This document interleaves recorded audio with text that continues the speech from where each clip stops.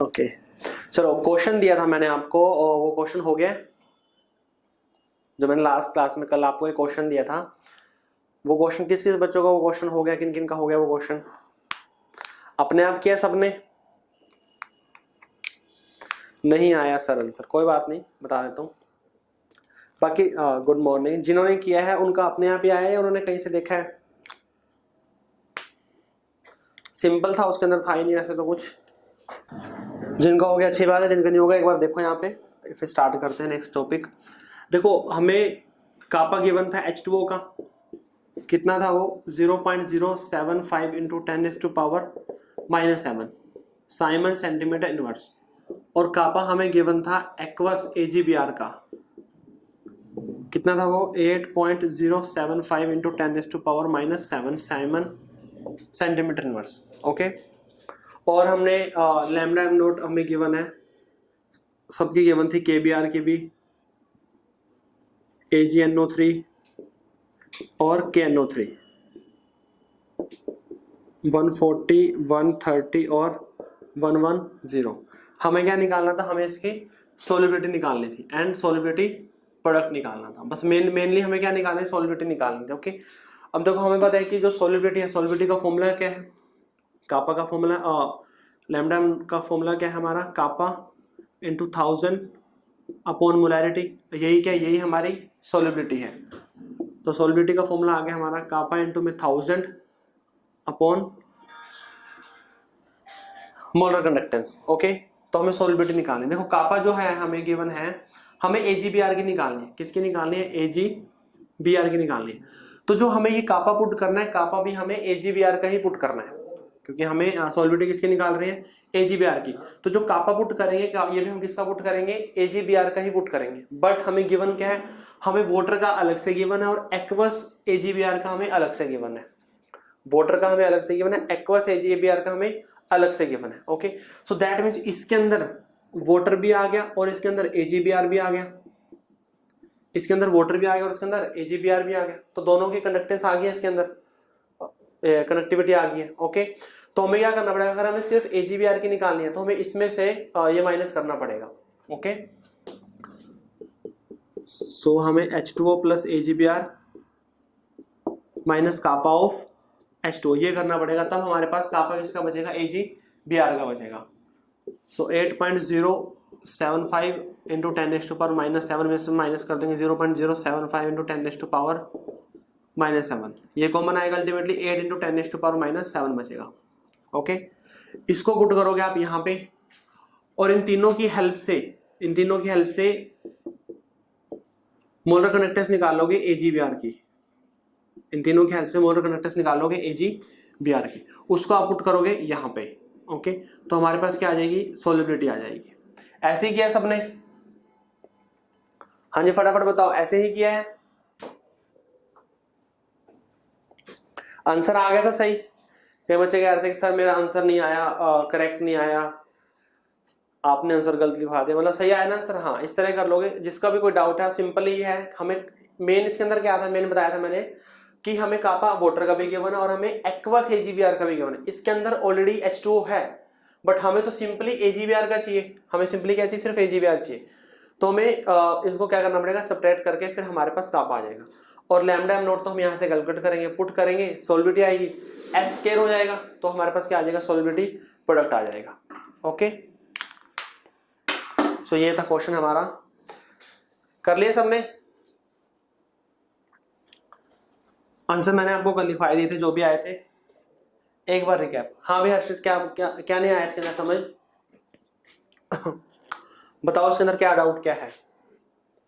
हमें सोलिबिलिटी निकालने, सोलिबिलिटी का फॉर्मूला ये रहा, kappa into 1000 upon lambda M naught. Okay, lambda M naught हम यहां से निकालेंगे AgBr का। ओके, AgBr कैसे निकालेंगे हम? This plus this minus this, first plus second minus में क्या करोगे? 3 कर दोगे। ओके, यहां से लैम्डा एम नोट आ गया। क्लियर? हमें क्या निकालना है? हमें कापा निकालना है सिर्फ AgBr का, क्योंकि सोलिबिलिटी भी हम किसकी निकाल रहे हैं? AgBr की निकाल रहे हैं। तो कापा हमें AgBr का निकालना। और ये देखो, ये हमें गिवन है प्योर वाटर का और ये हमें गिवन है एक्वस AgBr का, मतलब इसके अंदर वाटर ऑलरेडी इंक्लूड है, हमें तो सिर्फ AgBr का चाहिए। सो फिर दिस माइनस दिस कर देंगे, एक्वस AgBr में से वाटर का माइनस कर देंगे तो सिर्फ AgBr की बचेगी कंडक्टिविटी। ओके, अब देखो उसके अंदर अगर वाटर भी है AgBr भी तो सारों भी शो करेगा ना वो तो। ओके, पर हमें तो सिर्फ AgBr की चाहिए, तो वहां से हो जाएगा ये। चलो नेक्स्ट लिखो, नेक्स्ट टॉपिक वो है हमारी कंडक्टोमेट्रिक टाइट्रेशंस। टाइट्रेशंस करेंगे, आपने थोड़ी बहुत 11th में सुना होगा टाइट्रेशंस का, इवन एक दो बैच में शायद मैंने बताया भी था। रेडॉक्स टाइट्रेशन 11th में की होगी आपने, थियोरेटिकल, प्रैक्टिकल तो खैर नहीं की होगी।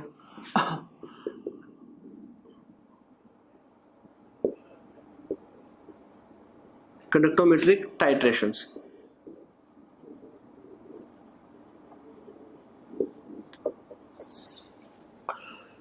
देखो आपने 11th में रेडॉक्स चैप्टर में रेडॉक्स टाइट्रेशंस की थी। एक हमारा रिड्यूसिंग एजेंट होता है, क्या होता है, एक हमारा ऑक्सीडाइजिंग एजेंट होता है। ओके, यहाँ पर करेंगे हम कंडक्टोमेट्रिक टाइट्रेशंस। यहाँ पे क्या करेंगे, कंडक्टोमेट्रिक टाइट्रेशंस करेंगे। ओके, मतलब हम उसकी क्या चेक करेंगे, हम उसकी कंडक्टेंस निकालेंगे सॉल्यूशन की। हम क्या करेंगे, सॉल्यूशन की कंडक्टेंस निकालेंगे। ओके, तो मेजरली हम यहाँ पे क्या लेते हैं, एसिड और बेस की टाइट्रेशन ही कर रहे हैं हम यहाँ पे। एसिड की और क्या कर रहे हैं, बेस की टाइट्रेशन कर रहे हैं। पहले आपको थोड़ा सा बेसिक बता दूं कि टाइट्रेशंस में क्या मतलब मेन फंक्शंस क्या होता है, किस तरह काम करता है, क्योंकि शायद मेडिकल में तो मैंने कराया था 11th में। आप लोगों को मेडिकल बैच में तो मैंने डॉक्स में टाइट्रेशंस का बताया था, बट शायद नॉन मेडिकल में नहीं किया था उन्होंने। देखो हमें पता है कि जब हम टाइट्रेशन करते हैं, टाइट्रेशन के अंदर क्या होता है, एक हमारे पास क्या होता है, हमारे पास नॉर्मल हम बिकर लेते हैं। अब ये कंडक्टोमेट्रिक टाइट्रेशन है, इसकी अलग से स्पेशलिटी बताऊंगा, इसकी अलग से स्पेशलिटी क्या है, पहले इसको ध्यान से सुनना भी, ठीक है, सुनना है आपने सिर्फ। एक होता है हमारे पास ब्यूरेट, आपने लैब में तो गए होंगे 9th क्लास में, तो वहाँ पे ब्यूरेट होती है, ब्यूरेट, ठीक है, लंबी सी ब्यूरेट होती है वो, उसको हम ब्यूरेट बोलते हैं। ओके, तो वो ब्यूरेट होती है, जनरली कितनी होती है वो, जनरल जो होती है वो 50 ml की होती है, जो हम नॉर्मल यूज करते हैं वो 50 ml की, 25 ml की भी होती है, इससे देखो ज्यादा भी होते हैं, बट जो मैं कह रहा हूँ जो जनरल हम यूज करते हैं लैब के अंदर वो 50 ml की होती है हमारे पास वो। ओके, हमारे पास क्या होती है, ब्यूरेट होती है।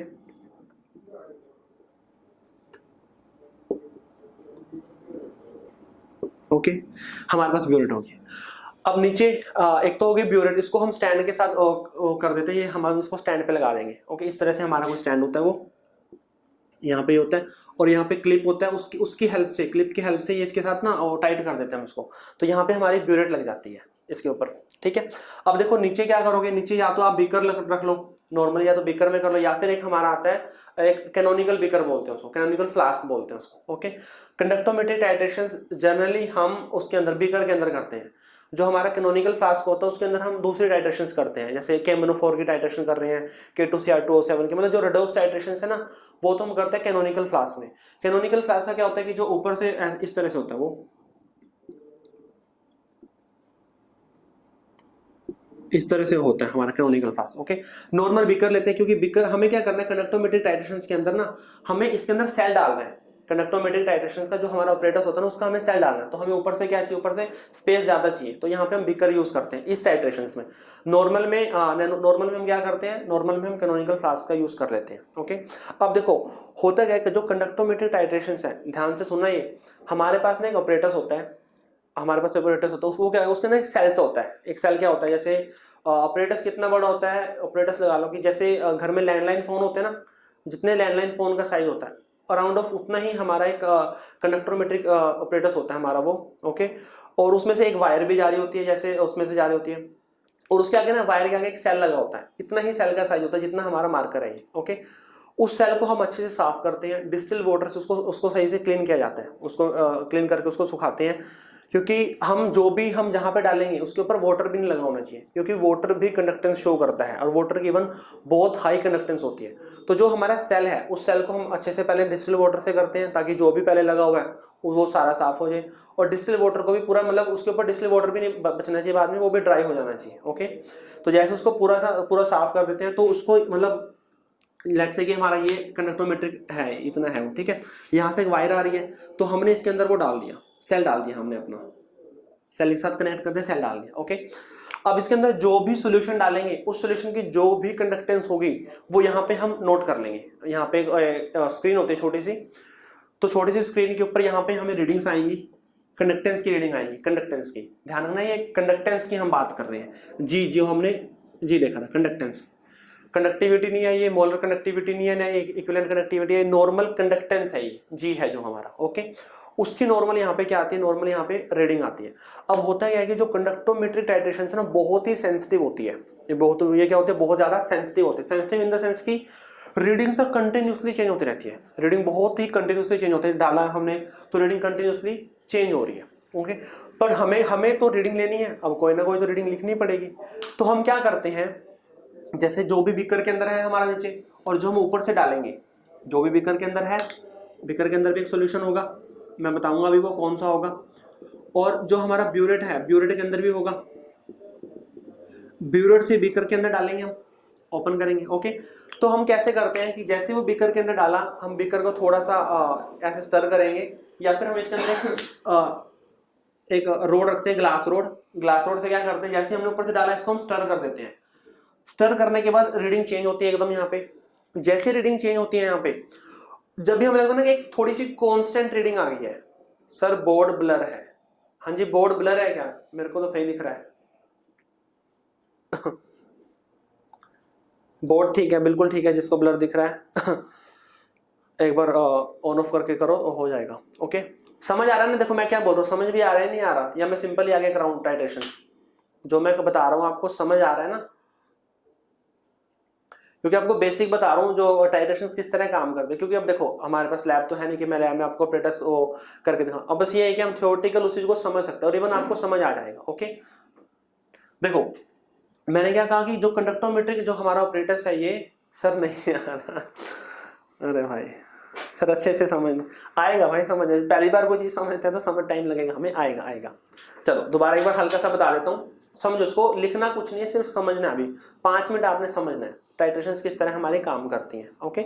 समझो इसको, ये हमारा बीकर है, ऊपर हमने ब्यूरेट लगा दिए, एक सोल्यूशन इसके अंदर होगा। कंडक्टोमेट्री कर रहे हैं तो ये हमारा एक इलेक्ट्रोलाइट यहाँ पे है, एक इलेक्ट्रोलाइट हमारा यहाँ पे है, ओके।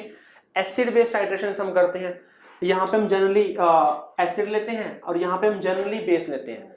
जरूरी नहीं है कि यहाँ पे एसिड लो यहाँ बेस लो, रिवर्स भी हो सकता है, ओके। तो मैं बता रहा था कि ये हमारा कंडक्टोमेट्री का ना ऑपरेटर्स होता है। अब आजकल तो डिजिटल ऑपरेटर्स आने लगे हैं, पहले ऐसा नहीं होता, पहले डिफरेंट टाइप के ऑपरेटर्स होते थे, आजकल तो डिजिटल आ रहे हैं।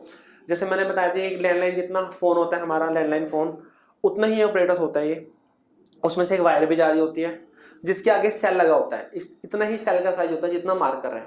सेल को हम अच्छे से साफ करते हैं और उसको डिस्ट्रीब्यूटर साफ करेंगे, फिर डिस्ट्रीब्यूटर को भी बाद में क्लीन किया जाता है, ओके।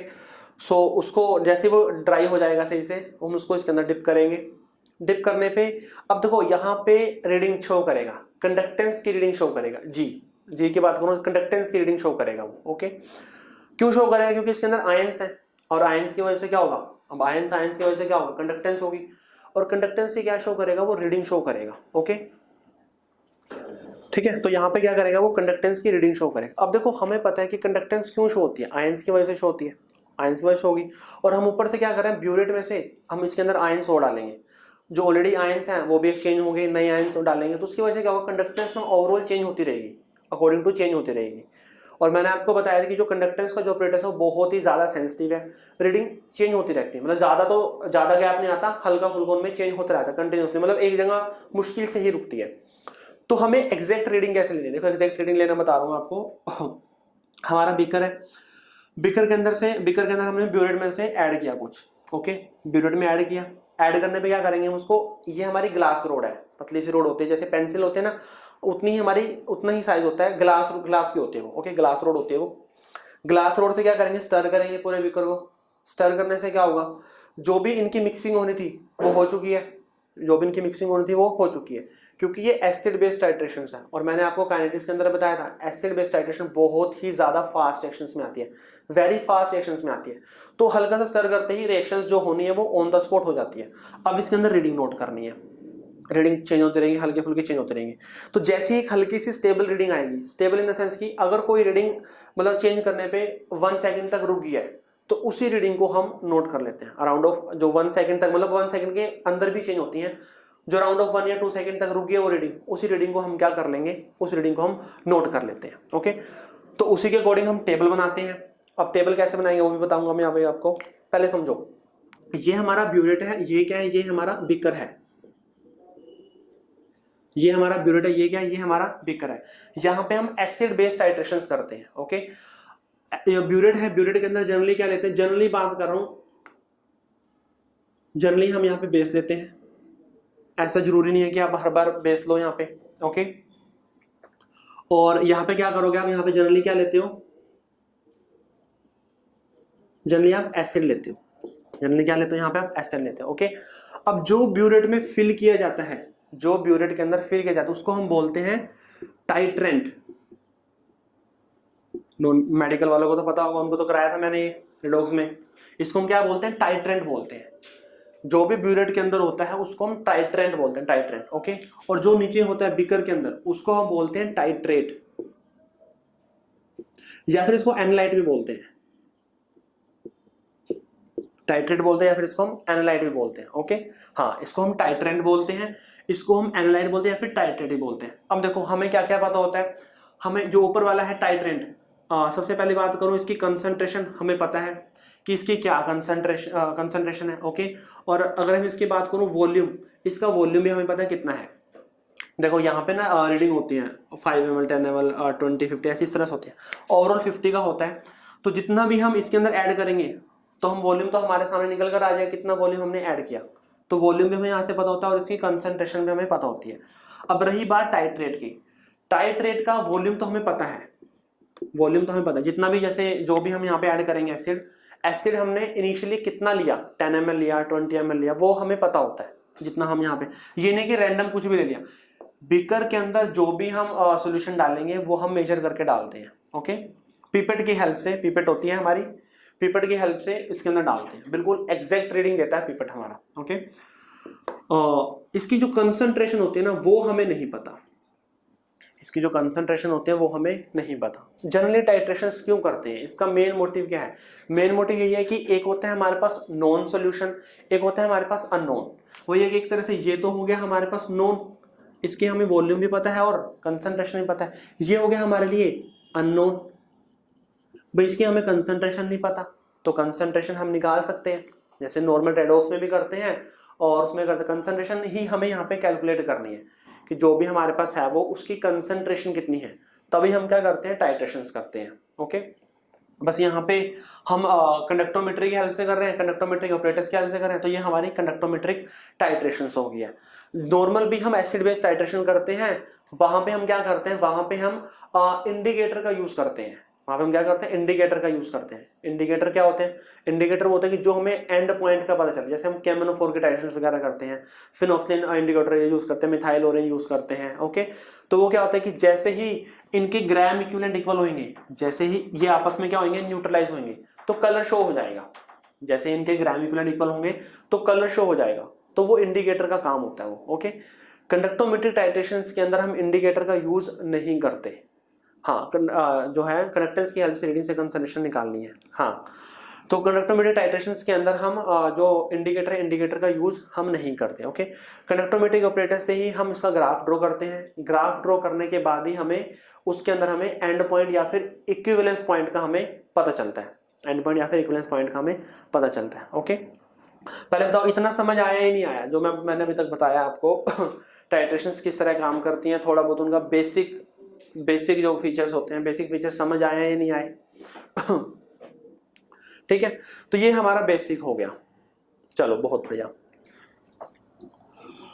तो ये ब्यूरेट है, ये बीकर है, बाकी तो और कुछ बताना नहीं है इसके अंदर, ठीक है। तो हल्का सा अगर आपको ये करना है, आपको ड्रॉ कर लिखना है तो हल्का फुल्का लिख सकते हो, फिर मैं आपको आगे टाइट्रेशन कराता हूँ 4 से 5 टाइप की टाइट्रेशंस पढ़ेंगे, बहुत ज्यादा इंपॉर्टेंट है ये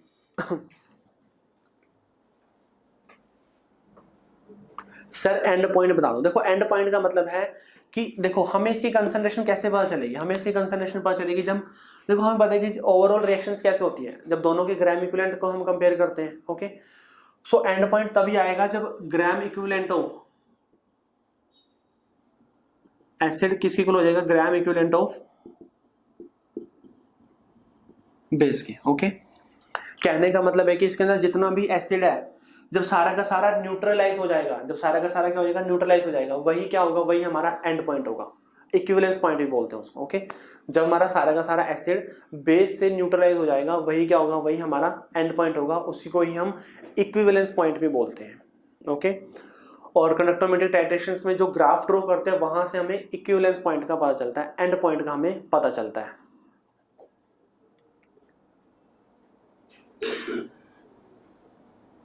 हाँ जी, फटाफट नोट करके बताओ मेरे को अगर आपने नोट कर लिया है तो। कर लिया है सबने? चलो देखो, पहली बात तो कंडक्टोमेट्रिक टाइट्रेशंस का मेन बेसिक प्रिंसिपल क्या है? बेसिक प्रिंसिपल ये है कि स्टार्टिंग में लेट्स से कि हमारा एसिड है बीकर के अंदर, तो उसके अंदर अलग टाइप के आयंस हैं, ओके, तो उसकी कंडक्टेंस अलग होगी। हमने ऊपर से बेस भी डाल दिया, तो कुछ जो है एसिड और बेस न्यूट्रलाइज हो गए, ओके, कुछ नए आयंस बने हैं, तो उसी की वजह से कंडक्टेंस क्या होगी? कंडक्टेंस चेंज होती है जब जैसे ही हम क्या करते हैं, एक इलेक्ट्रोलाइट को दूसरे इलेक्ट्रोलाइट में हम ऐड करते हैं। बेसिक प्रिंसिपल यही होता है, क्योंकि जैसे आयंस चेंज होंगे तो कंडक्टेंस भी क्या होगी? कंडक्टेंस भी चेंज होगी, क्योंकि कंडक्टेंस किसकी वजह से है? आयंस की वजह से ही है, ओके। तो जैसे हम दो इलेक्ट्रोलाइट को आपस में मिक्स करेंगे, एक हमारा बीकर के अंदर है और एक हमारा हमने उसको ब्यूरेट में से ऐड किया, दोनों इलेक्ट्रोलाइट को मिक्स करेंगे, मिक्स करने से कुछ नया हमें कंपाउंड मिलेंगे, कुछ न्यूट्रलाइज हो जाएंगे, कुछ नए आयंस आएंगे, तो उसकी वजह से क्या होगा? आयंस हमारे चेंज हो रहे हैं, और जब आयंस हमारे चेंज होते हैं तो फिर कंडक्टेंस भी क्या होगी? कंडक्टेंस भी चेंज होती है, ओके। कुछ आयंस ऐसे होते हैं जिनकी कंडक्टेंस बहुत ज़्यादा होती है, कुछ आयंस ऐसे होते हैं जिनकी कंडक्टेंस क्या होती है? कम होती है। अब जैसे वाटर है, वाटर के अंदर जैसे हमारे H पॉजिटिव और OH नेगेटिव है, कंडक्टोमेट्रिक टाइट्रेशन की हेल्प से ही हमने ये देखा, सर अननोन थिंग्स रिपीट, समझ नहीं आया क्या पूछ रहे हो? कंडक्टोमेट्रिक टाइट्रेशन की हेल्प से ही हमने ये देखा कि जो H पॉजिटिव है और जो OH नेगेटिव है ये बहुत ही ज्यादा कंडक्टेंस शो कर रहे हैं। नहीं, इक्विवेलेंट पॉइंट और एंड पॉइंट सेम ही है हमारा, वो इक्विवेलेंट पॉइंट और एंड पॉइंट इक्विवेलेंस पॉइंट बोलते हैं उसको, सेम ही है, ओके।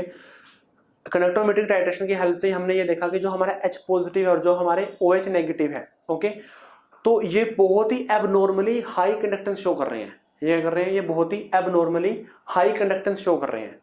अब इसके भी अलग अलग मैकेनिज्म आए कि ये हाई कंडक्टेंस क्यों शो कर रहे हैं। तो बेसिकली ये है कि जो H पॉजिटिव और H नेगेटिव है ये वाटर की वजह से, ये लगा लो कि जैसे जो भी हम सोल्यूशन प्रिपेयर करते हैं वाटर में करते हैं जनरली, और उसमें क्या होता है, इनकी मोबिलिटी बहुत ज़्यादा हाई होती है। जो इनकी मोबिलिटी होती है, मोबिलिटी क्या होती है? बहुत ज़्यादा हाई होती है। मोबिलिटी जो मोबाइल पावर है इसकी मोबिलिटी इसकी हाई होने की वजह से ये शो क्या करते हैं, ये इनकी एबनॉर्मली हाई कंडक्टेंस होती है। यानी क्या होता है? एबनॉर्मली हाई कंडक्टेंस शो करते हैं। H पॉजिटिव की सबसे ज़्यादा कंडक्टेंस होगी, अगर H पॉजिटिव आयन है तो वहाँ पे कंडक्टेंस क्या होगी? बहुत ज़्यादा होगी। OH नेगेटिव आयन है, इसकी भी कंडक्टेंस बहुत ज़्यादा होगी, पर H पॉजिटिव के कंपैरिजन में OH नेगेटिव आयन की थोड़ी सी क्या होगी? थोड़ी सी वो कम होगी, ओके। तो ये एबनॉर्मली हाई कंडक्टेंस शो करते हैं। लिख सकते हो ये H positive and OH negative ions show abnormally high conductance.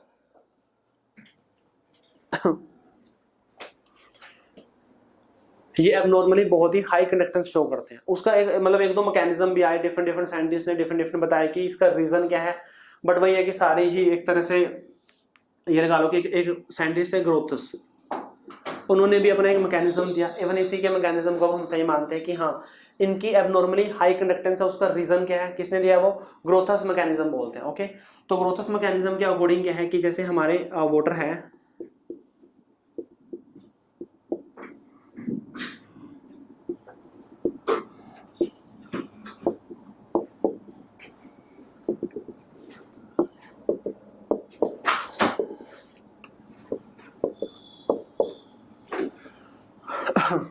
अब देखो यहाँ पे हम नॉर्मल डिस्टिल वाटर के साथ तो टाइट्रेशन करने से रहे कि नॉर्मल हम सिर्फ वाटर ही लें और वो भी डिस्टिल वाटर लें, तब तो उसके अंदर आयंस नहीं है, और आयंस नहीं है तो फिर कोई भी उसकी कंडक्टेंस नहीं होगी।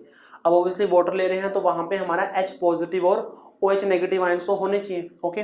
तो वही है कि इसके अंदर या तो हमारा एसिड होगा या फिर हमारा क्या होगा? बेस होगा। अब वाटर है, डिस्टिल वाटर है, ठीक है, उसके अंदर कुछ ना कुछ थोड़ा बहुत एसिड होगा और या फिर थोड़ा बहुत क्या होगा? बेस होगा, तभी तो आयंस होंगे वहां पे। अगर सिर्फ डिस्टिल वाटर लोगे तो वहां पे तो कोई आयंस नहीं है, ओके। तो मैंने मान लिया कि हमने इसके अंदर थोड़ा सा हमने इसके अंदर एसिड ऐड किया हुआ है।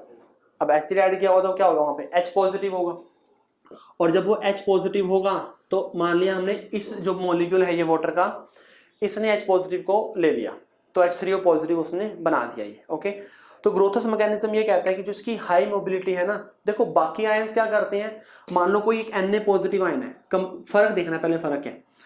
Na positive ion mobility show करेगा, कैसे शो करेगा? पूरा का पूरा आयन खुद ट्रेवल करके जाएगा जहां भी जाएगा, लेट्स से कि उसको उधर जाना है तो पूरा का जो Na पॉजिटिव है ना पूरा का पूरा खुद ट्रेवल करके जाएगा। बट H पॉजिटिव के केस में या फिर OH नेगेटिव के केस में ऐसा नहीं होता। इस केस में क्या होता है, जैसे ये H3 पॉजिटिव है, इसको ध्यान सुना, इसका जो H है इसका H यहाँ पे आ जाएगा, अब इसको वाटर बना देगा, इसको H3 पॉजिटिव बना देगा। जैसे ये H3 पॉजिटिव बना, इसका H यहाँ पे आएगा, फिर इसका H यहाँ पे आएगा, इसका H यहाँ पे आएगा। पूरा मतलब एक चेन टाइप से सिस्टम होता है, ये पूरा एक चेन टाइप से सिस्टम चलता है। कहने का मतलब है कि अगर हमने एक साइड से H पॉजिटिव आयन दिया तो पूरे में पूरी की जो पूरी चेन है उसके अंदर क्या हो जाएंगे, सारे में आयंस एक्सचेंज हो जाएंगे, सारों के अंदर H पॉजिटिव आयंस के क्या होंगी, एक्सचेंज जाएंगे। OH नेगेटिव आयन डालेंगे तो सब में क्या होगा, OH नेगेटिव आयंस उस तरह से एक्सचेंज होते रहेंगे। ओके, तो इसी मैकेनिज्म के ऊपर ये डिपेंड करते हैं, ये इसी को बोलते हैं ग्रोथस मैकेनिज्म। नॉर्मल कोई आयन खुद ट्रेवल करके जाएगा, बट कोई अगर H पॉजिटिव है या फिर OH नेगेटिव है वो एक तरह से चेन टाइप से शो करते हैं।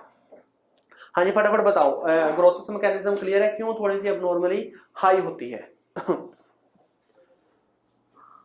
हाँ जी बताओ फटाफट।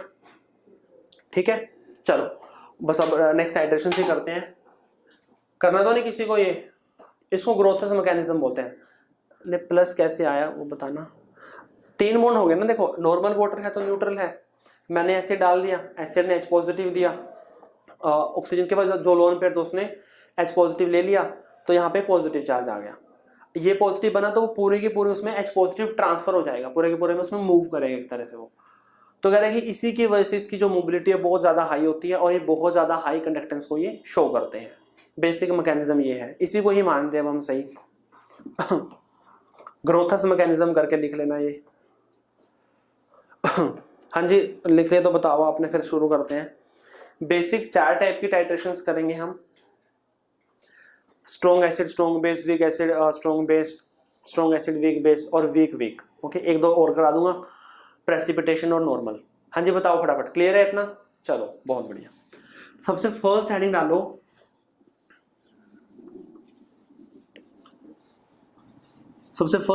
Strong acid versus strong base. Distil water में H पॉजिटिव, डिस्टिल वाटर में थोड़ी ना होंगे, डिस्टिल वाटर तो नॉर्मल हमारा वाटर हो गया, उसके अंदर H पॉजिटिव और H नेगेटिव आयंस कहां से आए, वो तो डिसोसिएट ही नहीं हो रहा ना। लेते हैं डिस्टिल वाटर ही है, बट उसके अंदर हम एसिड ऐड कर देते हैं, तो वो वहां से हमें आयंस मिल जाते हैं। ओके चलो, सबसे फर्स्ट लिखो strong acid versus strong base. Strong acid versus strong base. Okay, सबसे पहले जो हम टाइट्रेशन करेंगे वो करेंगे हम स्ट्रॉन्ग एसिड की और स्ट्रॉन्ग बेस के साथ करेंगे। ओके, अब देखो मैंने जैसे आपको पहले बताया कि जो हम बीकर में लेते हैं, बीकर में हम एसिड लेते हैं, जनरली लेते हैं हम एसिड लेते हैं 90%, जो मतलब जो नॉर्मल टाइट्रेशन करते हैं हम बीकर के अंदर एसिड ले करते हैं, बट ऐसा कोई जरूरी नहीं है, हम वहां पर बेस को भी ले सकते हैं और इवन बेस से भी हम टाइट्रेशन कर सकते हैं। दोनों में क्या डिफरेंस होगा वो मैं बताऊंगा, कि हल्का सा आएगा डिफरेंस, उसको मैं आपको बता दूंगा, हर बार सेम ही होगा। ओके चलो ध्यान से सुना, यहाँ पे है हमारी कंडक्टेंस, यहाँ पे क्या, यहाँ पे हमारी कंडक्टेंस है। ओके, अब वही है कि यहाँ पे दिख रहा है, यहाँ पे नॉर्मल हमारा क्या है, यहाँ पे बीकर है और ऊपर क्या है हमारा, ऊपर हमें ब्यूरेट है। ओके, यहाँ पे नॉर्मल हमारा बीकर है और ऊपर क्या है, ब्यूरेट है। अब इसके अंदर तो एसिड है, इसके अंदर तो क्या है, एसिड है। ओके, और ऊपर क्या है हमारा, ऊपर हमारा बेस है, इसके अंदर एसिड है और ऊपर से क्या है, ऊपर बेस है हमारा। ओके, अब देखो स्टार्टिंग में क्या होगा, strong acid versus strong base है, तो मैंने ले लिया strong acid, HCl plus NaOH gives NaCl plus H2। बस अगर आपको पहले ही टाइट्रेशन समझ आ गया तो बाकी भी आप अपने आप इजिली कर पाओगे। ध्यान से सुनना इसको। देखो मैंने कहा था कि जो वॉल्यूम है हमारा, ज्यादा राइट में मत लिखो, नहीं बस इसके आगे नहीं लिखेंगे। और बीकर के अंदर हमारा वॉल्यूम ऑफ हमने लिया, यहाँ पे एसिड लिया, बीकर के अंदर क्या लिया हमने, एसिड लिया, जितना भी है मान लो 20 ml ले लिया हमने, उससे कोई फर्क नहीं पड़ता, 10 लो 20 लो 30 लो, उससे कोई भी फर्क नहीं पड़ेगा। हाँ, इसको 20 लोगे तो बेस ज्यादा लग जाएगा, इसको 10 लोगे बेस कम लगेगा, भाई जिसके अकॉर्डिंग लोगे उसी के अकॉर्डिंग आपका बेस का वॉल्यूम भी लगेगा। तो जनरली हम ऐसा ले लेते हैं कि ना तो बहुत ज्यादा हो ना ही बहुत कम हो। जनरली हम तो जब टाइट्रेशन करते 20 ml के अकॉर्डिंग ही करते थे और सही रिजल्ट वहां से मिल जाते हैं। ओके, इतना भी कम नहीं लेना कि वो कंडक्टेंस के ही नहीं सही, मतलब बहुत कम भी लेना, आयंस होने चाहिए अच्छे खासे, तो 20 ml के अकॉर्डिंग कर लेते हैं। ओके, लेट्स से कि यहाँ पे हमने 20 ml बीकर के अंदर हमने एसिड को ले लिया। ओके, ऊपर से हम क्या ऐड कर रहे हैं, ऊपर से हम ऐड कर रहे हैं NaOH को, ऊपर से हम क्या ऐड कर रहे हैं, NaOH को ऐड कर रहे हैं। तो यहां पे मैं लिखूंगा volume of titrant, volume of titrant. ऊपर वाला मैंने बताया ना ब्यूरेट के अंदर क्या होता है, ब्यूरेट के अंदर टाइट्रेंट होता है, इसके अंदर क्या होता है, इसके अंदर हमारा टाइट्रेट होता है या फिर एनालाइट बोलते हैं, जिसको हम एनालिसिस कर रहे हैं। Okay, volume of titrant. चलो जी, देखो सबसे पहले हमारा बीकर है, नॉर्मल बीकर है वो, उसके अंदर क्या है, हमारा एसिड है, उसके अंदर क्या है, एसिड है हमारा। अब एसिड के अंदर मैंने अपना कंडक्टोमेट्रिक सेल को डाला, कंडक्टोमेट्रिक सेल को डालने के बाद वो एसिड है, और एसिड के अंदर क्या है, H पॉजिटिव आयन है, तो उसकी वजह से कंडक्टेंस क्या होगी, बहुत ज्यादा हाई होगी। ये बात सही है नहीं, बीकर है, बीकर के अंदर सिर्फ एसिड है, मैंने उसके अंदर कंडक्टोमेट्रिक सेल को डाला, उसको उसके बाद ना कंडक्टेंस मैंने उसकी नोट करी, तो उसकी कंडक्टेंस तो बहुत ज्यादा हाई आनी है। क्यों? क्योंकि वो तो सिर्फ एसिड है, एसिड का सॉल्यूशन, एसिड का इलेक्ट्रोलाइट है वो, और उसके अंदर क्या है, H पॉजिटिव आयन है, और मैंने अभी बताया H पॉजिटिव आयन की वजह से कंडक्टेंस क्या होते हैं, बहुत ज्यादा हाई होती है। तो स्टार्टिंग के अंदर कंडक्टेंस क्या होगी, बहुत ज्यादा हाई रहेगी। मैंने मान लिया कि ये मेरा वो पॉइंट है, ये मेरा वो पॉइंट है। फटाफट बताओ इतना समझ आया या नहीं आया? शुरू में कंडक्टेंस मेरी बहुत ज्यादा हाई रहने वाली है। क्यों हाई रहेगी? क्योंकि वहां पे H पॉजिटिव आयन है। क्लियर है? इतना तो क्लियर है ना? ठीक है, चलो अब मैंने थोड़ा सा मान लो 2 ml 5 ml मैंने बेस को ऐड कर दिया, मान लो मैंने 5 ml बेस को ऐड कर दिया। 5 ml बेस ऐड करने से क्या होगा, NaOH आएगा, और जो यहाँ पे H पॉजिटिव है ना और यहाँ से OH नेगेटिव है, वो वाटर बना देंगे। यहाँ से H पॉजिटिव, यहाँ से OH नेगेटिव, वाटर बना देंगे। मतलब जैसे ही हम बेस को ऐड कर रहे हैं, H पॉजिटिव आयन की कंसंट्रेशन डिक्रीज हो रही है। H पॉजिटिव आयन की कंसंट्रेशन क्या हो रही है, डिक्रीज हो रही है। H पॉजिटिव आयन OH के साथ मिलकर वाटर बना रहे हैं, H2O, तो H पॉजिटिव आयन की कंसंट्रेशन डिक्रीज हो रही है। देखो स्टार्टिंग के अंदर क्या था, स्टार्टिंग के अंदर H पॉजिटिव था और Cl नेगेटिव था, दो थे। अच्छा, यहाँ पे Cl नेगेटिव तो अभी भी है, साथ में Na पॉजिटिव आयन है, साथ में क्या, Na पॉजिटिव आयन। कहने का मतलब क्या है, Cl नेगेटिव तो है, H पॉजिटिव की जगह Na पॉजिटिव आ गया है। डिफरेंस इतना हुआ है। ये नहीं है कि बिल्कुल ही कंडक्टेंस जीरो हो जाएगी, जीरो नहीं होगी। वहां पे Cl नेगेटिव है, कंडक्टेंस वो भी शो कर रहे हैं। H पॉजिटिव को रिप्लेस कर दिया है Na पॉजिटिव ने, H पॉजिटिव को रिप्लेस कर दिया है Na पॉजिटिव ने। अब देखो मैंने बताया था H पॉजिटिव की अब नॉर्मली हाई होती है, ये आ गया Na पॉजिटिव की तो भाई कम होती है, H पॉजिटिव की बहुत ज्यादा होती है, Na पॉजिटिव की कम होती है। तो बताओ कंडक्टेंस हमारी डिक्रीज होगी या फिर इंक्रीज होगी? डिक्रीज होगी। और कैसे डिक्रीज होगी? जब मतलब जितना हम ज्यादा ऐड करते जाएंगे, जितना हम ज्यादा ऐड करते जाएंगे NaOH को, उतना हमारे Na पॉजिटिव बढ़ते रहेंगे, उतनी हमारी H पॉजिटिव आयन कम होते रहेंगे, उतने Na पॉजिटिव बढ़ते रहेंगे, उतने H पॉजिटिव हमारे कम होते रहेंगे। तो कहने का मतलब है कि जो हमारी कंडक्टेंस है ऐसे डिक्रीज होना शुरू हो जाएगी। मतलब बिल्कुल जीरो नहीं होगी, मैंने बताया जीरो नहीं होगी। क्यों भाई? Cl नेगेटिव है, H पॉजिटिव की जगह Na पॉजिटिव आ गया, तो जीरो नहीं होगी, डिक्रीज होना शुरू हो जाएगी। ऐसे ऐसे जितना ऐड करते रहेंगे उसी के अकॉर्डिंग वो ऐसे डिक्रीज, जितना ही हम वॉल्यूम ऑफ टाइट्रेंट बढ़ाते रहेंगे, दैट मींस हम NaOH को इंक्रीज करते रहेंगे, उतनी वो ऐसे डिक्रीज होती रहेगी। ओके, नॉर्मल फैशन में डिक्रीज होते हैं, ये नहीं है कि भाई बिल्कुल अलग ही कुछ आ गया। जैसे ऐसे पॉइंट ड्रॉ करोगे ना, पॉइंट ड्रॉ करो, एक पॉइंट यहाँ पे आ गया, एक पॉइंट यहाँ पे, इस तरह से पॉइंट आ गए, इस तरह से पॉइंट आ गया, मतलब यहाँ पे इस तरह से पॉइंट आ गए, तो बाकी वाले पॉइंट को थोड़ा बहुत इग्नोर करना पड़ता है। हम बिल्कुल फर्स्ट पॉइंट और लास्ट पॉइंट पे देखते हैं, उसी लाइन पे हमारे मैक्सिमम पॉइंट आ जाते हैं। ओके, अब ये नहीं है कि जैसे आया तो आप इसको फिर ऐसे करने लगे, फिर ऐसे, फिर ऐसे, फिर ऐसे, फिर ऐसे, फिर ऐसे, नहीं, ये नहीं चलेगा। हम मेन पॉइंट देखते हैं और लास्ट पॉइंट देखते हैं, फिर उसको देखते हैं कि उस पर कितने पॉइंट्स आ रहे हैं। मैक्सिमम पॉइंट आ रहे हैं तो वही हमारा पॉइंट ठीक है। बिल्कुल बिल्कुल बिल्कुल स्ट्रेट लाइन तो जाएगी नहीं, थोड़ा बहुत तो रहेगा, थोड़ा बहुत तो रहेगा ना, तो उसको हम इग्नोर कर देते हैं। इतना क्लियर है नहीं क्लियर? फटाफट बताओ, इतना क्लियर है या नहीं क्लियर है? पहली समझ आ गई आपको तो बाकी भी आ जाएंगे, उसमें कोई भी प्रॉब्लम नहीं है, कोई समस्या नहीं है। ठीक है, चलो नेक्स्ट देखो, नेक्स्ट क्या है। अब वो ये कि NaOH हम ऐड करें, NaOH हम ऐड करें, NaOH ऐड कर रहे हैं। एक पॉइंट ऐसा आया जब सारा का सारा जो HCl था ना, सारा का सारा एसिड वो न्यूट्रलाइज हो गया NaOH के साथ। सारा का सारा एसिड क्या हो गया? न्यूट्रलाइज हो गया NaOH के साथ। हमारे पास कोई भी अब HCl नहीं बचा। अब सारा का सारा H पॉजिटिव की जगह क्या आ गया? Na पॉजिटिव आ गया। सारा सारा H पॉजिटिव की जगह Na पॉजिटिव आ गया। ओके, तो वही है कि जब तक हम NaOH ऐड करते रहेंगे डिक्रीज होती रहेगी, डिक्रीज होती रहेगी, डिक्रीज होती रहेगी। यहाँ तक मैंने मान लिया कि यहाँ तक डिक्रीज हो रही है, यहाँ तक ये हमारा सारा का सारा हो गया। हमें पता नहीं चलेगा वैसे अभी, हो रही है।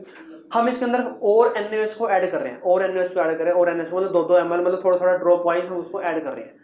अब जैसे हम उसको ड्रॉप वाइज ऐड करेंगे तो फिर जो लाइन है हमारी वो ऐसे जाना शुरू हो जाएगी, जो लाइन है वो हमारी ऐसे जाना शुरू हो जाएगी। ओके, हमें नहीं पता कब वो न्यूट्रलाइज हो कब नहीं हो, हम बस कंटिन्यूसली NaOH को डाल रहे हैं। 2 ड्रॉप डाली, स्टर किया, कंडक्टेंस की रीडिंग नोट करी। ओके, 2 ड्रॉप डाली, कंडक्टेंस की रीडिंग नोट की, 2 ड्रॉप डाली, कंडक्टेंस की रीडिंग नोट की। उसके अकॉर्डिंग वॉल्यूम आ रहा है, 2-2 ड्रॉप डाल रहे हैं, जो जितना भी वॉल्यूम में चेंज आ रहा है, जैसे 0.5 ml में चेंज आ रहा है। ओके, उसके अकॉर्डिंग कंडक्टेंस आ रही है, उसको हम प्लॉट करते जा रहे हैं फटाफट ग्राफ में। हमने देखा ग्राफ हमारा लास्ट में ऐसा आया, ग्राफ हमारा लास्ट में ऐसा है। ओके, तो यही क्या होगा, यही हमारा इक्विवेलेंस पॉइंट होगा, यही क्या होगा, यही हमारा इक्विवेलेंस पॉइंट होगा। ओके, ऐसा क्यों हुआ, देखो इसको ध्यान सुनो। जैसे स्टार्टिंग में HCl था, हम NaOH को ऐड कर रहे हैं, NaOH को ऐड कर रहे हैं तो क्या हो रहा है, H पॉजिटिव की जगह Na पॉजिटिव आ रहा है, H पॉजिटिव या Na पॉजिटिव आ रहा है, Na पॉजिटिव आ रहा है, Na पॉजिटिव आ रहा है, Na पॉजिटिव आ रहा है। अब एक टाइम तो ऐसा आएगा ना जब HCl सारा का सारा यूज हो जाएगा, सारा का सारा न्यूट्रलाइज हो जाएगा, बट फिर भी हम NaOH को ऐड कर रहे हैं, ध्यान सुना इस बात को, बट फिर भी हम NaOH को ऐड कर रहे हैं। देखो जब सारा का सारा HCl NaCl में कन्वर्ट हो गया, जब सारा का सारा हमारा HCl NaCl प्लस H2O बन गया, हम फिर भी NaOH को ऐड कर रहे हैं। अब यहां पे कौन से टाइप का आयन आ गया, यहां पे आ गया हमारे पास OH नेगेटिव आयन। अब यहां पे कौन सा आयन आ गया, OH नेगेटिव आयन। और हमें पता है OH नेगेटिव आयन की वजह से कंडक्टेंस क्या होगी, दोबारा से इंक्रीज होना शुरू हो जाएगी। क्यों इंक्रीज हो रही है, क्योंकि न्यूट्रलाइज होने के बाद हम जो NaOH डालेंगे वो कोई भी बेस को न्यूट्रलाइज, एसिड को न्यूट्रलाइज नहीं कर रहा, उससे सिर्फ हमें OH नेगेटिव आयन मिल रहे हैं। और OH नेगेटिव आयन की कंडक्टेंस क्या होती है, ज्यादा होती है as compare to other Na positive ion या फिर Cl नेगेटिव आयन, क्योंकि H पॉजिटिव और OH नेगेटिव की सबसे ज्यादा होगी, तो उसके बाद कंडक्टेंस इंक्रीज होना शुरू हो जाती है। ये बात समझ आई नहीं, बस यही हमारा यहाँ पे ग्राफ खत्म होता है। ये था हमारा strong acid versus strong base. फटाफट बताओ समझ आया या नहीं आया? बिल्कुल सिंपल उससे बताया मैंने आपको। हाँ जी फटाफट बताओ, फटाफट हाई फाइव सेंड करो अगर आपको समझ आया तो।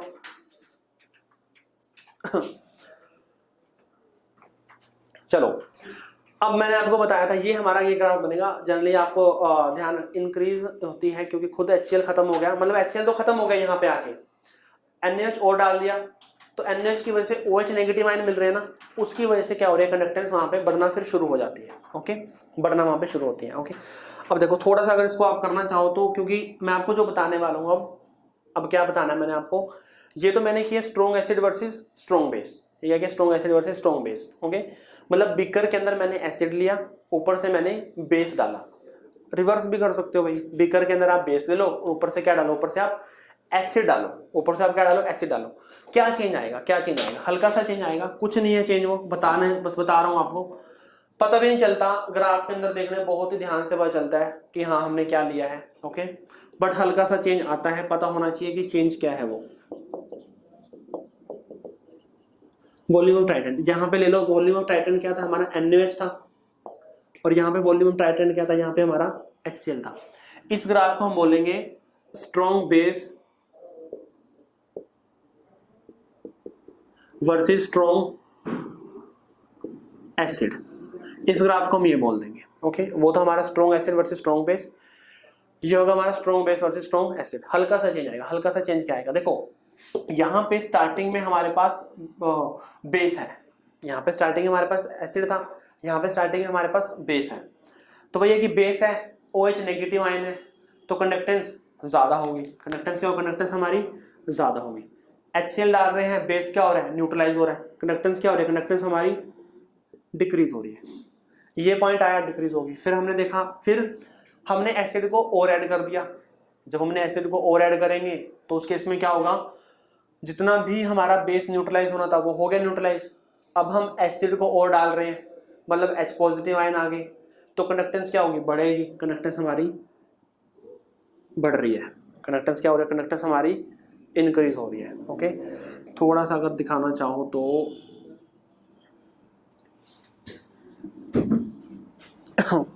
कंडक्टेंस हमारी बढ़ रही है,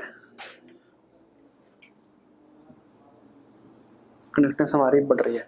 अच्छा, मैं वही बता रहा हूँ, आपको बताना चाह रहा हूँ। देखो आपको पता नहीं शायद दिख रहा है नहीं दिख रहा है, यहाँ पे H पॉजिटिव आयन की वजह से है और यहाँ पे हमारी OH नेगेटिव आयन की वजह से है। तो थोड़ी सी H पॉजिटिव आयन की ज्यादा होगी तो डिक्रीज भी क्या होगी, डिक्रीज भी ज्यादा होगी। हाँ ऊपर तो चला जाएगा, क्रॉस कर देगा वो, तो जितने हम डालेंगे तो क्रॉस कर देगा, उतनी ऊपर तक जाता रहेगा। कहने का मतलब है कि H पॉजिटिव आयन की डिक्रीज एकदम होगी क्योंकि इसकी ज्यादा होती है, ओके। और OH नेगेटिव आयन की इतनी नहीं होती, H पॉजिटिव कंपैरिजन में थोड़ी सी कम होती है। तो इंक्रीज तो होगी, बट जितनी H पॉजिटिव की इंक्रीज होगी ना, जितनी H पॉजिटिव की इंक्रीज होगी उससे इंक्रीज क्या होगी, थोड़ी सी कम होगी। देखो यहाँ पे एकदम इंक्रीज कर रखा है, अगर थोड़ा सा और इसको स्लो बढ़ा दो तो ज्यादा समझ आ जाएगा इस तरह से। हाँ अब बिल्कुल सही दिखेगा आपको। देखो दोनों ग्राफ को आप सही से ऑब्जर्व कर सकते हो। यहाँ पे मतलब मैंने इन दोनों को इस तरह करके लिखा हुआ है, मैंने दोनों को इस तरह कर दिया, तब वो वाला बन जाएगा। देखो यहाँ पहले OH नेगेटिव आयन है और यहाँ पे H पॉजिटिव आयन है, तो H पॉजिटिव आयन का स्लोप ज्यादा होगा ना, क्योंकि उसकी ज्यादा कंडक्टेंस होती है, ज्यादा इंक्रीज भी होगी और ज्यादा डिक्रीज भी होगी, बस इतना सही फर्क है। बताओ पहले बताओ समझ आया या नहीं आया,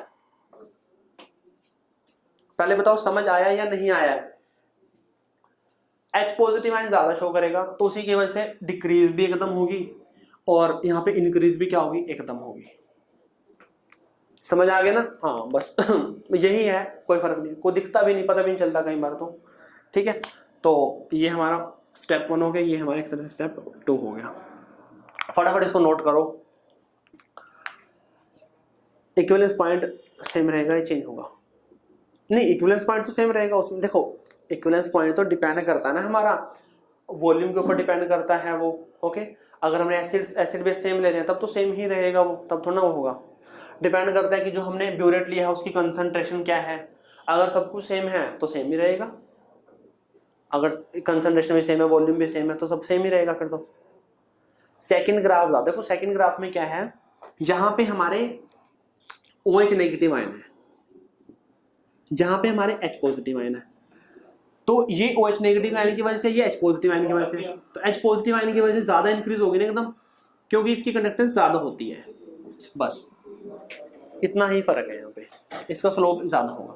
फटाफट उतारो इसको, और आपने इसके अंदर नीचे 3-4 लाइनें छोड़ देनी है, अपनी लैंग्वेज में लिखना है आपने इसका, पूरी एक तरह से फंक्शन लिखना है आपने पूरा, इसका किस तरह ये काम किया। जैसे ये स्टेप 1 हो गया, ये स्टेप 2 हो गया। पहले स्टेप 1 डाल के स्टेप 1 को लिखो। स्टेप 1 में क्या हुआ भाई, जैसे स्टार्टिंग में हमारे पास क्या था, HCl था, जैसे हम NaOH को और ऐड करेंगे तो क्या होगा, H positive ion is replace by Na positive ion, H positive ion replace हो जाएंगे Na पॉजिटिव से। और हमें पता है कि Na पॉजिटिव आयन की कंडक्टेंस कम होती है, तो फिर कंडक्टेंस क्या होगी, कंटिन्यूसली डिक्रीज होगी, ओके। फिर क्या होगा, सेकंड स्टेप 2 में क्या लिखोगे भाई, जब सारा का सारा एसिड न्यूट्रलाइज हो जाएगा और when we add more NaOH, उसकी वजह से क्या होगा, OH नेगेटिव आयन आएंगे और उसकी वजह से कंडक्टेंस फिर इंक्रीज होगी। ये आपने लिखना है, अपने आप लिखना है। 4 ग्राफ रहेंगे, नीचे जगह छोड़ दो, क्योंकि बाद में आप ग्राफ देखोगे समझ नहीं आएगा, भूल जाओगे आप कि कैसे कराया सर ने। लिख लोगे नीचे तो याद रहेगा, जो बच्चे लिखेंगे उसको बाद में प्रॉब्लम नहीं आएगी। नोट कर ले तो बताओ फिर फटाफट सेकंड ग्राफ करें। फिर सेकंड ग्राफ लिखो, week acid versus strong base. बहुत इंपॉर्टेंट ग्राफ है ये भी, week acid versus strong base, week acid versus strong base, okay. हमारा कोई भी वीक एसिड, वैसे ही और करके लिखना चाहो लिख सकते हो आप इसको, और करके क्या बनेगा, ये हमारा week base versus strong acid. देखो वहां पे तो ग्राफ ठीक था, strong acid versus strong base, फिर आपने सेकंड में कर दिया week acid versus weak base, दोनों का सेम बन रहा था, ज्यादा फर्क नहीं आ रहा था, ओके। यहाँ पे ध्यान रखना, वीक स्ट्रॉन्ग सेम रहेंगे, आपने एसिड बेस को चेंज करना है। अब एसिड बेस को तो चेंज कर रहे हो ना, एनालाइट अलग ले रहे हो और जो टाइट्रेंट है वो अलग ले रहे हो, उसी को तो चेंज कर रहे हो बस।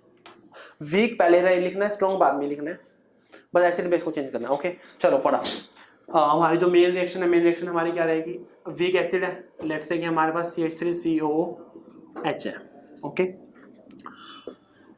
यहाँ पे हमारी कंडक्टेंस है और यहाँ पे वॉल्यूम ऑफ टाइट्रेंट। मैं आपको NaOH से दिखा रहा हूं करके, ये NaOH इसके अंदर ऐड कर रहा हूं मैं, ओके। चलो और CH3COH है और हमने स्ट्रॉन्ग बेस डाल दिया, लेट्स से कि हमने NaOH डाल दिया। ओके चलो NaOH डालने के बाद हमें पता है कि क्या बनेगा, हमें CH3CO Na प्लस H2O बनेगा, ये हमारा रिएक्शन होगी। ओके अब देखो स्टार्टिंग में मैंने बीकर में क्या लिया, स्टार्टिंग में मैंने बीकर में लिया हमारा एसिड। एसिड कौन सा है, एसिड तो है हमारा एसिटिक एसिड। एसिड कौन सा, एसिटिक एसिड। और हमें पता है कि जो एसिटिक एसिड है ये तो क्या है, वीक इलेक्ट्रोलाइट है। ये क्या, वीक इलेक्ट्रोलाइट है भाई। H पॉजिटिव आयन तो देगा बट कम देगा, H पॉजिटिव आयन तो देगा बट कम देगा। कंडक्टेंस तो होगी बट कम होगी, क्योंकि नंबर ऑफ आयंस क्या हो गया, नंबर ऑफ आयंस कम हो गया। जितने ज्यादा नंबर ऑफ आयंस होंगे कंडक्टेंस उतनी ज्यादा होगी। ओके तो देखो होता क्या है, जैसे अब वही है कि हमारा कोई भी स्ट्रॉन्ग इलेक्ट्रोलाइट होता है तो वो तो उसको हम ऑलमोस्ट 100% डिसोसिएट मान के करते हैं। ओके अब ये है हमारा वीक इलेक्ट्रोलाइट। अब ये 100% तो डिसोसिएट होगा नहीं, 20 हुआ 30 हुआ, ठीक है, मान लो जितना भी हुआ हो। ओके तो इसने 20 ने और 30 ने 20% 30% ने तो H पॉजिटिव में और CH3CO नेगेटिव में डिसोसिएट हुआ, बाकी रह गया 80% दूसरा है। कहने का मतलब है कि सॉल्यूशन के अंदर हमारा इलेक्ट्रोलाइट सॉल्यूशन में CH3COH भी है, मान लो कि ये 80% है, CH3CO नेगेटिव भी है और H पॉजिटिव है, ये हो गया हमारा 20% हो गया। यही बात होगी ना। अब HCl तो था वहां पे तो स्ट्रॉन्ग था मतलब वो 100% लेके चल रहे थे, तो सारे के सारे कहाँ थे, H पॉजिटिव है, सारे के सारे Cl नेगेटिव है, तो सारों को हमने उनकी कंडक्टेंस ज्यादा होगी। ओके अब कंडक्टेंस किसकी वजह से होगी, आयंस की वजह से तो होगी, H पॉजिटिव आयन ये थोड़े हैं। ओके थोड़े हैं, ये मान लिया कि मैं एक पॉइंट है, इस पॉइंट पे इनकी कंडक्टेंस है ये। मैंने सिर्फ बीकर में एसिड लिया, वाटर के अंदर CH3COH डाला। ओके थोड़ा सा उसके, हाँ थोड़ी सी एस्टेट की वजह से भी होगी, बट वही बात है ना, मेजरली हम H पॉजिटिव की बात उसकी वजह से देखते हैं, बट हाँ इसकी वजह से भी है, दोनों की वजह से है। ओके कम है तो कम ही होगी, मान लीजिए ये पॉइंट है मेरा। ओके अब क्या हुआ, अब मैंने NaOH को ऐड किया। अब मैंने क्या किया, ध्यान से सुनना इस ग्राफ को, थोड़ा सा अलग बनेगा ये, थोड़ा सा मैंने इसके अंदर NaOH को ऐड किया। अब NaOH को ऐड किया, सबसे पहले NaOH का काम क्या होगा कि NaOH सबसे पहले इसके पास जाएगा, ये NaOH इसके पास जाएगा, 1 के पास जाएगा, 1 को न्यूट्रलाइज करेगा या फिर 2 को न्यूट्रलाइज करेगा, बताओ फटाफट। 2 को करेगा, ऑब्वियसली 2 को करेगा, 2 को करेगा ना भाई, जो आयंस ऑलरेडी हैं उनको ही करेगा। तो सबसे पहले NaOH इसको न्यूट्रलाइज कर देगा, ठीक है। अब जैसे ही NaOH मान लो 5 ml ने न्यूट्रलाइज कर दिया, 5 ml डाला तो न्यूट्रलाइज हो गया, ये हो गया न्यूट्रलाइज। ओके अब न्यूट्रलाइज होने की वजह से क्या हुआ, न्यूट्रलाइज हमने इसके अंदर NaOH डाला, इसने तो बना दिया CH3CONa और इधर बन गया H2O। कहने का मतलब है कि जो पहले थोड़े बहुत H पॉजिटिव थे ना, उनकी जगह पे भी क्या आ गया, Na पॉजिटिव आ गया, उनकी जगह पे भी क्या आ गया, Na पॉजिटिव आ गया। जो थोड़े बहुत H पॉजिटिव थे उनकी वजह से जो कंडक्टेंस थी 20% थे, अब 20% Na पॉजिटिव आ गया, तो कंडक्टेंस इंक्रीज होगी डिक्रीज होगी, पहले ये बताओ कंडक्टेंस कितनी होगी, डिक्रीज होगी या इंक्रीज होगी, सबसे पहले ये बताओ ऑब्वियसली डिक्रीज होगी भाई, जो भी H पॉजिटिव थे उसको Na पॉजिटिव ने रिप्लेस कर दिया, तो कंडक्टेंस क्या होगी, इनिशियली डिक्रीज होगी, डिक्रीज कर दिया, थोड़ी सी होगी, थोड़ी सी, ये नहीं कि दूर तक लेके जाओगे, दूर तक नहीं लेके जाना आपने, क्योंकि थोड़े से है ना ये, तो थोड़ा सा NaOH डाला, 5 ml डाला, 5 ml से न्यूट्रलाइज हो गया, डिक्रीज हो गया, क्यों हो गया, H पॉजिटिव की जगह Na पॉजिटिव आ गया। ओके इतना क्लियर है, बस यहीं तक छोड़ो उसको। अब होगा हमारा नेक्स्ट स्टेप जो शुरू, नेक्स्ट स्टेप के अंदर क्या है, NaOH ने सारे के सारे को न्यूट्रलाइज कर दिया, इनका काम खत्म, इनका काम खत्म। अब खेल शुरू होगा इसका, अब जब इसका खेल शुरू होगा इसके अंदर NaOH आएगा, क्या बनाएगा, CH3CONa और यहां से बनेगा हमारा H2O। कहने का मतलब है कि CH3CO नेगेटिव मिलेगा और Na क्या मिलेगा, पॉजिटिव मिलेगा। अब मेरे को बताओ क्या फर्क पड़ेगा, इंक्रीज होगी या फिर डिक्रीज होगी, पहले तो बताओ कि इंक्रीज होगी या डिक्रीज होगी, देखते हैं कौन सही बता रहा है, इंक्रीज होगी। क्यों होगी इंक्रीज, क्यों होगी, ऐसा क्यों हुआ, H पॉजिटिव तो ना पहले थे ना अब है,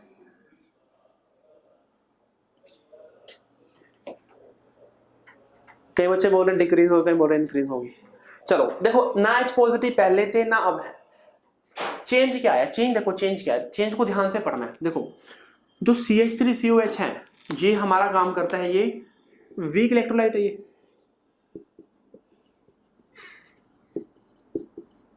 क्लियर है?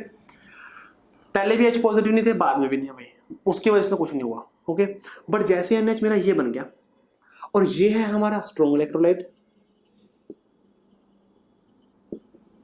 ये क्या, ये हमारा स्ट्रॉन्ग इलेक्ट्रोलाइट, मतलब ये तो डिसोसिएट ही नहीं हो रहा था, बट ये तो डिसोसिएट होगा ना, क्योंकि ये हमारा क्या है, स्ट्रॉन्ग इलेक्ट्रोलाइट है। मतलब ये आयन नहीं दे रहा था, ये आयन देगा, Na पॉजिटिव देगा, CH3CO नेगेटिव देगा, ये कुछ भी नहीं दे रहा था। तो कंडक्टेंस क्या होगी, कंडक्टेंस हमारी इंक्रीज होगी। कंडक्टेंस क्या होगी, इतनी ज्यादा भी नहीं होगी क्योंकि H पॉजिटिव और H नेगेटिव नहीं है ना, एसिटेट और Na पॉजिटिव की वजह से इंक्रीज होगी। देखो देखो दोबारा सुनो, यहाँ पे कोई भी आयन नहीं है, सिर्फ एसिटिक एसिड है। आयन का काम हो चुका है, ध्यान से सुनना भी इस बात को, आयन का काम हो चुका है। यहाँ पे कोई भी आयन नहीं है, कोई भी आयन नहीं है, बट जैसे ही NaOH के साथ रिएक्ट किया, ये हमारा वीक से स्ट्रॉन्ग इलेक्ट्रोलाइट बन गया। वीक से क्या बन गया, स्ट्रॉन्ग इलेक्ट्रोलाइट बन गया। और ये तो स्ट्रॉन्ग इलेक्ट्रोलाइट है, और वाटर में तो सारे के सारे डिसोसिएट होंगे, स्ट्रॉन्ग की तरह काम करेगा, 100% ऑलमोस्ट डिसोसिएशन शो करेगा। ये हमें बहुत सारे Na पॉजिटिव मिल गए, बहुत सारे हमें एसिटेट मिल गए, यहाँ पे हमें कुछ भी नहीं मिल रहा था, एक भी आयन नहीं था, यहाँ पे सारे के सारे आयन मिल गए। तो कंडक्टेंस क्या होगी, कंडक्टेंस हमारी बढ़ेगी। कंडक्टेंस क्या होगा, कंडक्टेंस हमारी बढ़ेगी। फटाफट बताओ किस किस को समझ आया?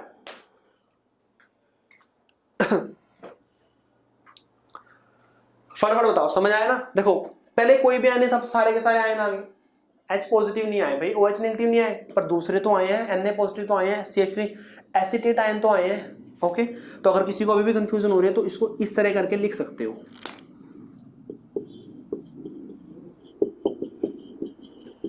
इस तरह करके लिख भाई, यहाँ पे कोई भी आयन नहीं, यहाँ पे आयन्स मिल गए हैं, वीक से स्ट्रॉन्ग, इतना ही समझ आ गया होगा। ओके चलो जी, यहाँ पे हो गया हमारा।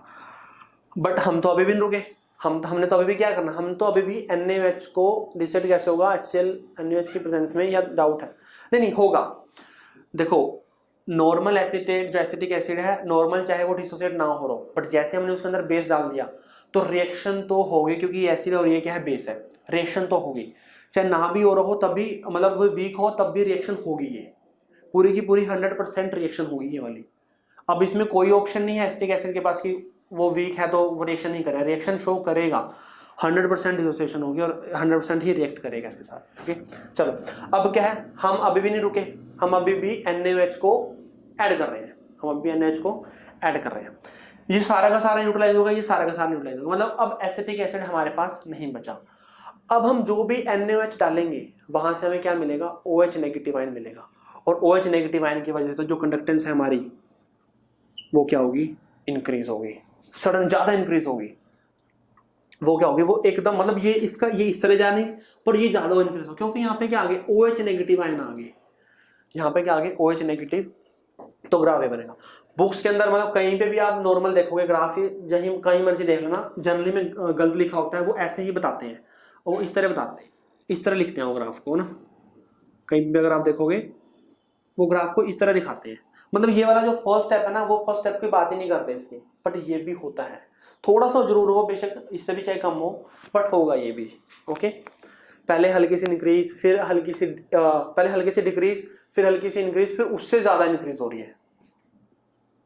ये 1 हो गया, ये 2 हो गया, और ये 3 हो गया। ओके, पहले 1 डिक्रीज हुई, क्यों हुई, क्योंकि H पॉजिटिव आयन ने Na पॉजिटिव, मतलब H पॉजिटिव आयन को रिप्लेस कर दिया Na पॉजिटिव आयन ने। सेकंड इंक्रीज हुई, क्योंकि जो हमारा वीक इलेक्ट्रोलाइट है वो स्ट्रॉन्ग इलेक्ट्रोलाइट के अंदर कन्वर्ट हो गया। थर्ड ज्यादा इंक्रीज हुई, अब सारा का सारा एसिड न्यूट्रलाइज हो चुका है, अब जो भी है जो थर्ड जो हमारा आया स्टेप, वो OH नेगेटिव की वजह से आया है। ओके, तो अब बताओ मेरे को इक्विवेलेंस पॉइंट क्या होगा, A होगा या फिर B होगा? इक्विवेलेंस पॉइंट कौन सा होगा? दो आते हैं इसमें, 2 पीक्स बनती हैं, बच्चे इसमें भी गलती कर देते हैं। ऑब्वियसली सेकंड होगा, क्योंकि यहीं पे तो सारा का सारा एसिड क्या हुआ है, न्यूट्रलाइज हुआ है हमारा। ओके, ये वाला नहीं बनाना आपने अपनी भाषा में लिख लेना, स्टेप 1 का काम ये है, स्टेप 2 का काम है, स्टेप 3 का काम है। ओके, मैंने आपको बता दिया सारा किस तरह काम करेगा ये फटाफट बताओ समझ आया या नहीं आया? आ गया? अब वही है कि देखो इसमें ये मैंने बता दिया कि अपने आप सोचना है आपने, इतना ही होगा, हल्का सा चेंज होगा बस।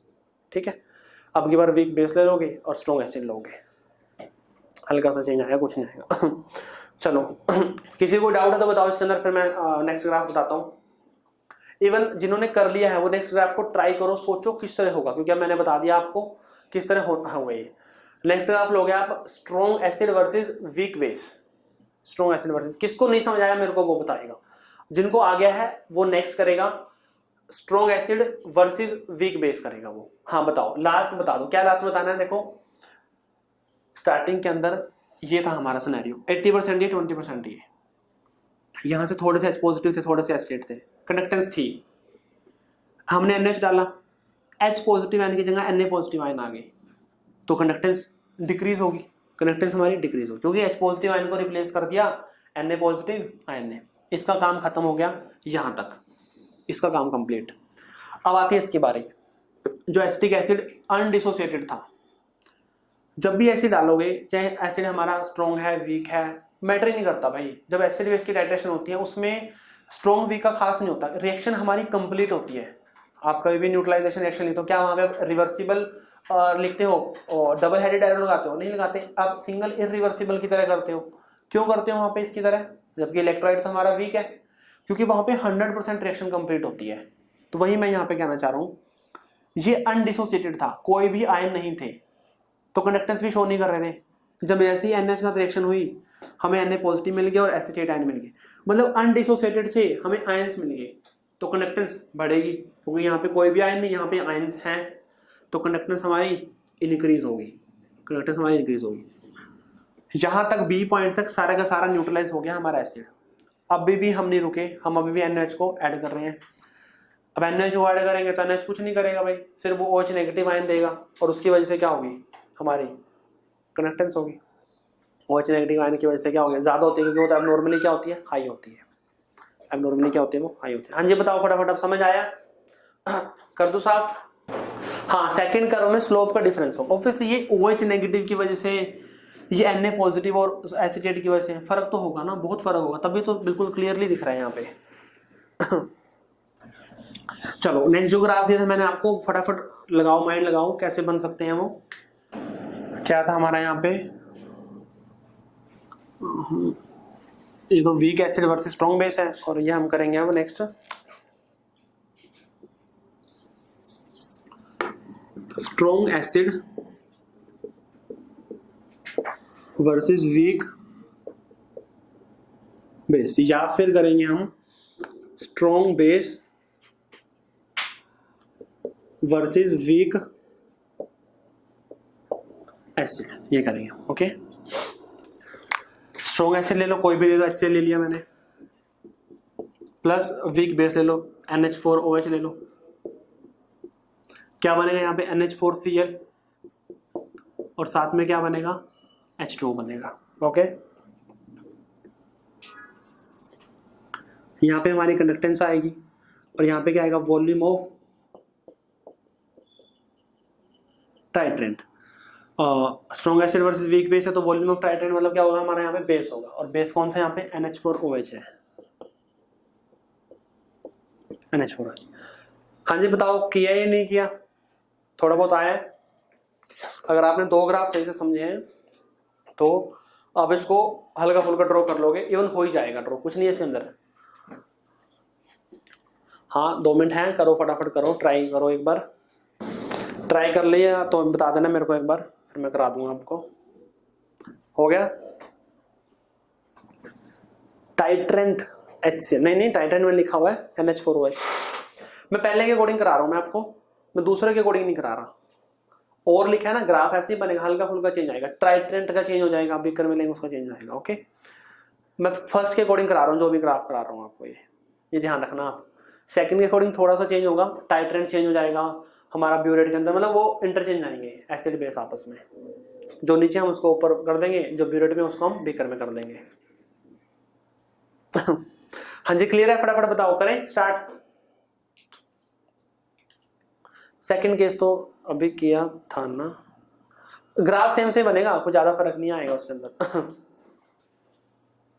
ग्राफ सेम बनेगा। चलो अब करते हैं स्टार्ट। कर लिए सबने, ट्राई कर लिए सबने? चलो अब देखते हैं किस किस का सही है।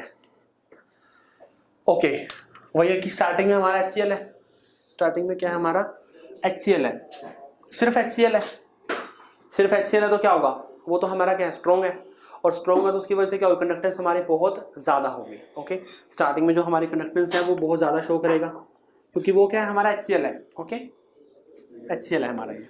अब वही है कि मैंने इसके अंदर क्या कर दिया, NH4OH ऐड कर दिया, हम उसके अंदर बेस को ऐड कर रहे हैं, हम उसके अंदर बेस को ऐड कर रहे हैं। ठीक है, जब हम बेस को ऐड करेंगे तो देखो स्टार्टिंग में क्या था, स्टार्टिंग में हमारे पास H पॉजिटिव और Cl नेगेटिव था।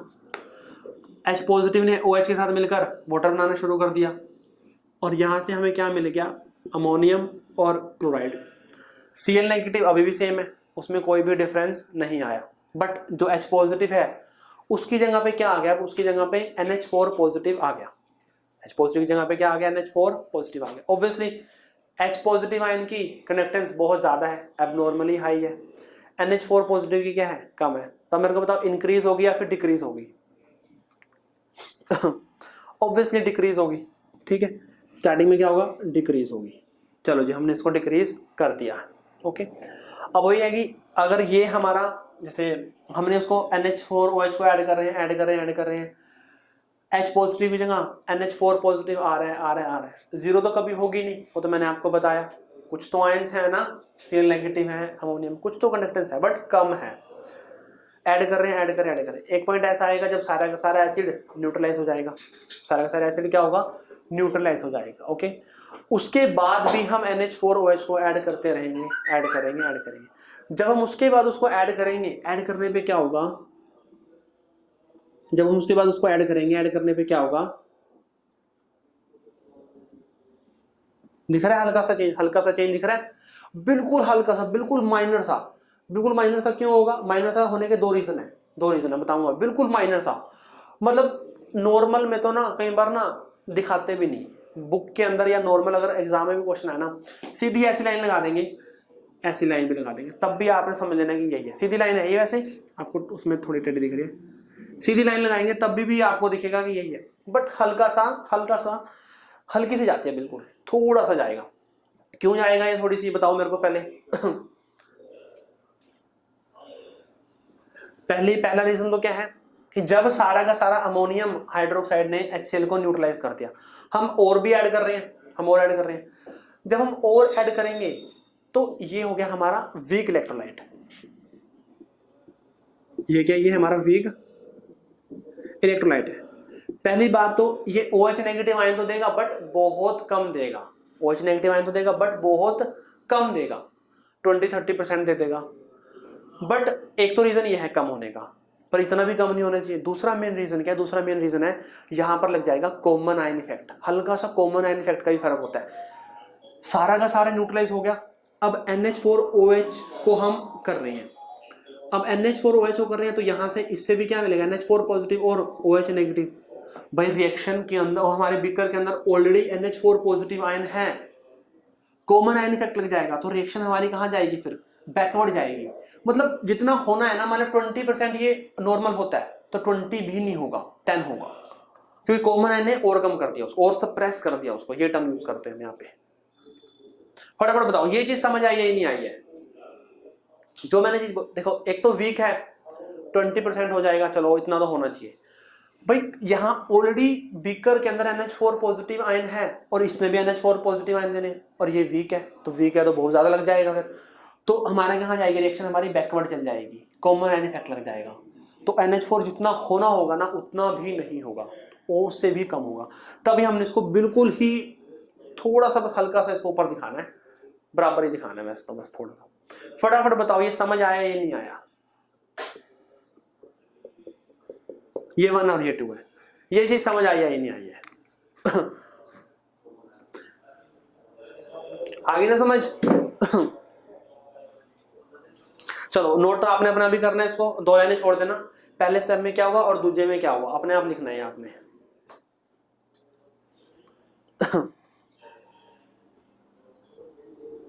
हाँ जी क्लियर है?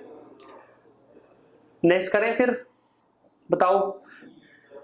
हाँ नेक्स्ट करना है week acid versus weak base, simple है। नेक्स्ट तो करो, नेक्स्ट करके दिखाओ इतना। जिन बच्चों को हो गया ये क्लियर, नेक्स्ट करो इतना, week acid versus weak base. भाई लिखना है बाद में, आप सर नोट कर लें। अरे यार नोट नहीं किया अभी तक? इनके बारे में लिखना है आपने, बाद में हर एक में लिखना है, बाद में भूल जाओगे आप जो चीजें मैं अभी बता रहा हूँ आपको। करो नोट जिसको करना है तो वीक एस्टर एक बार फर्स्ट का रीजन बता दो। फर्स्ट का रीजन, फर्स्ट तो डिक्रीज होगा ना हमारा, क्योंकि हमारा क्या था ये फर्स्ट तो डिक्रीज होगा क्योंकि वहां पे क्या आ गया हमारे, जो हमारा एसिड था वो एसिड हमारा अब वो H पॉजिटिव खत्म हो गया वहां पे। Okay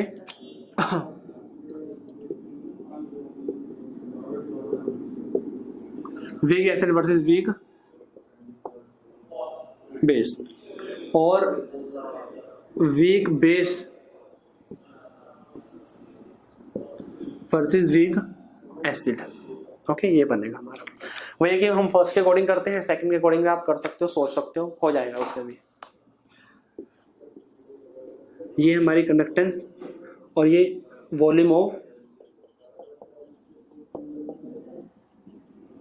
titrant. Okay weak acid और वीक की क्या है हमारे पास, बेस है।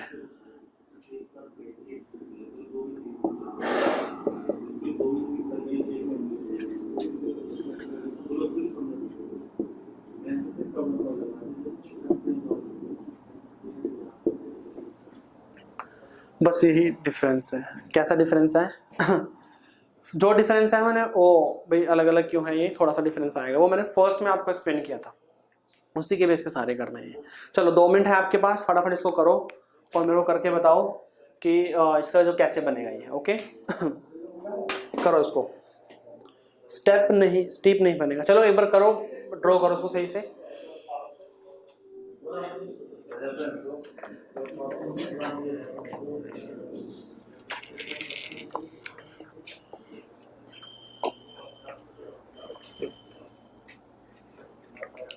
लास्ट में ना मैंने इक्विवेलेंस पॉइंट नहीं लिखवाया, वो लिख लेना एक बार, इक्विवेलेंस पॉइंट।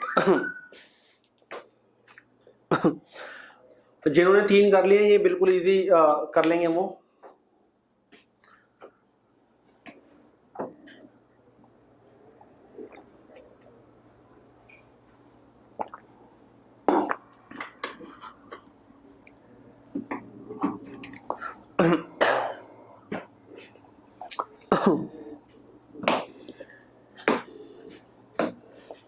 पिछले वाले में इक्विवेलेंस पॉइंट बताना, बस वही जो पॉइंट आया वो वही हमारा होगा, जो पीक आई है वहां पे।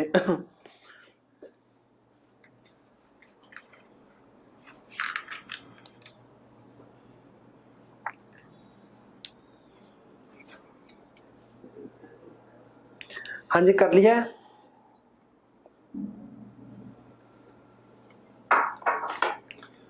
करो फटाफट करो। सर इसके बाद भी स्ट्रेट लाइन देखते हैं भाई, अभी तो ऐसा समझ नहीं आएगा। किसकी बात कर रहे हो तुम? जहां आज तुम्हारा जो मतलब है, एक ये लगा लो कि रिडोक्स आपका हाफ हो चुका है। इलेक्ट्रोलिटिक सेल तक मतलब कंडक्टोमेट्री तक हम करते हैं। इलेक्ट्रोलिटिक सेल का जो पोर्शन है उसके आसपास का जो सारा है वो हमने यहाँ पे कर लिया है। कल हम करेंगे, बहुत ही ज़्यादा इंपॉर्टेंट टॉपिक है वो, गैल्वेनिक सेल या फिर वोल्टिक सेल, उसको करेंगे। और आपकी फ्राइडे को ही डाउट क्लास लगेगी, सैटरडे को तो डाउट क्लास नहीं होगी, फ्राइडे को लेंगे। डीपीपी में आज डीपी बनवा दूंगा, आज आपको मिल जाएगी। चलो घर अब स्टार्ट करते हैं, बहुत हो गया टाइम। देखो एसिटिक एसिड प्लस क्या है हमारे पास, अमोनियम हाइड्रोक्साइड, हमें ये मिल गया, साथ में H2 मिल गया। अब देखो स्टार्टिंग के अंदर हमने बीकर में क्या लिया, बीकर में हमने एसिड लिया। एसिड कैसा है, वीक है। वीक है तो भाई क्या होगी उसकी, वीक है तो उसकी कंडक्टेंस क्या होगी, कम होगी। मान लिया हमने ये है, ओके वीक है ना, वीक है तो कंडक्टेंस कम होगी। अब देखो वीक है, वीक के अंदर क्या है, वीक के अंदर हमारा, अब वीक के अंदर वही है कि CH3 CO नेगेटिव और H पॉजिटिव है, ये तो है हमारा डिसोसिएट 20% राउंड ये होगा। ओके और जो हमारा 80% क्या है, ये है, और 20% ये है। ये तो शो नहीं करेगा, ये शो करेगा, थोड़ा सा H पॉजिटिव है, उसकी वजह से H पॉजिटिव और एसिडिटी की वजह से थोड़ी सी कंडक्टेंस होगी, वो मैंने यहाँ पे लिख ली। क्लियर है? ओके अब जैसे ही हमने इसके अंदर क्या ऐड किया, जैसे हमने इसके अंदर NaOH को ऐड किया, हमने क्या किया इसके अंदर NaOH को ऐड किया। अब NaOH को ऐड करने पे क्या हो, सॉरी NH4OH को, NH4OH को ऐड करने पे क्या होगा, NH4OH को ऐड करने पे होगा, देखो ये तो क्या बना देगा, ये तो वाटर बना देगा, ये तो क्या बनाएगा, ये तो हमारा वाटर बना देगा, H2 बन गया। ओके, और इसने क्या बना दिया, इसने हमें दे दिया CH3CO negative plus NH4 positive, इसने ये दे दिया। ओके, तो बताओ फिर स्टार्टिंग में क्या होगा स्टार्टिंग में क्या होगा स्टार्टिंग में डिक्रीज होगी, थोड़ी सी डिक्रीज होगी, हल्की सी, बिल्कुल हल्की सी, बिल्कुल हल्की सी, ना बराबर। मैं कह रहा हूं जो ये हल्का सा जो डिक्रीज हम कर रहे हैं ना, बुक्स के अंदर हो है ही नहीं, ये मतलब उसमें सिंपल लिखा हुआ है, ठीक है। तो फिर ज्यादा माइंड नहीं करना, सर ने ऐसे कराया था, बुक में ऐसे है, क्योंकि उन्होंने पहले स्टेप को लिखते ही नहीं वो। ओके, चलो जी, ये हो गया आपका, इतना क्लियर है सबको। हुआ क्या, यहाँ पे भी एसिडेट है, यहाँ पे भी एसिडेट है, बट यहाँ पे H पॉजिटिव की जगह NH4 पॉजिटिव आ गया, तो इसकी थोड़ी सी कम है, तो इसकी ज्यादा है, तो थोड़ा सा क्या होगा, डिक्रीज होगा। इसका काम कंप्लीट हुआ। अब चलते हैं इसके पास, NH4OH। यहाँ पे क्या आ गया, यहाँ पे हमें वाटर मिल गया, और हमें क्या मिल गया, CH3, नहीं दिख रहा इधर CH3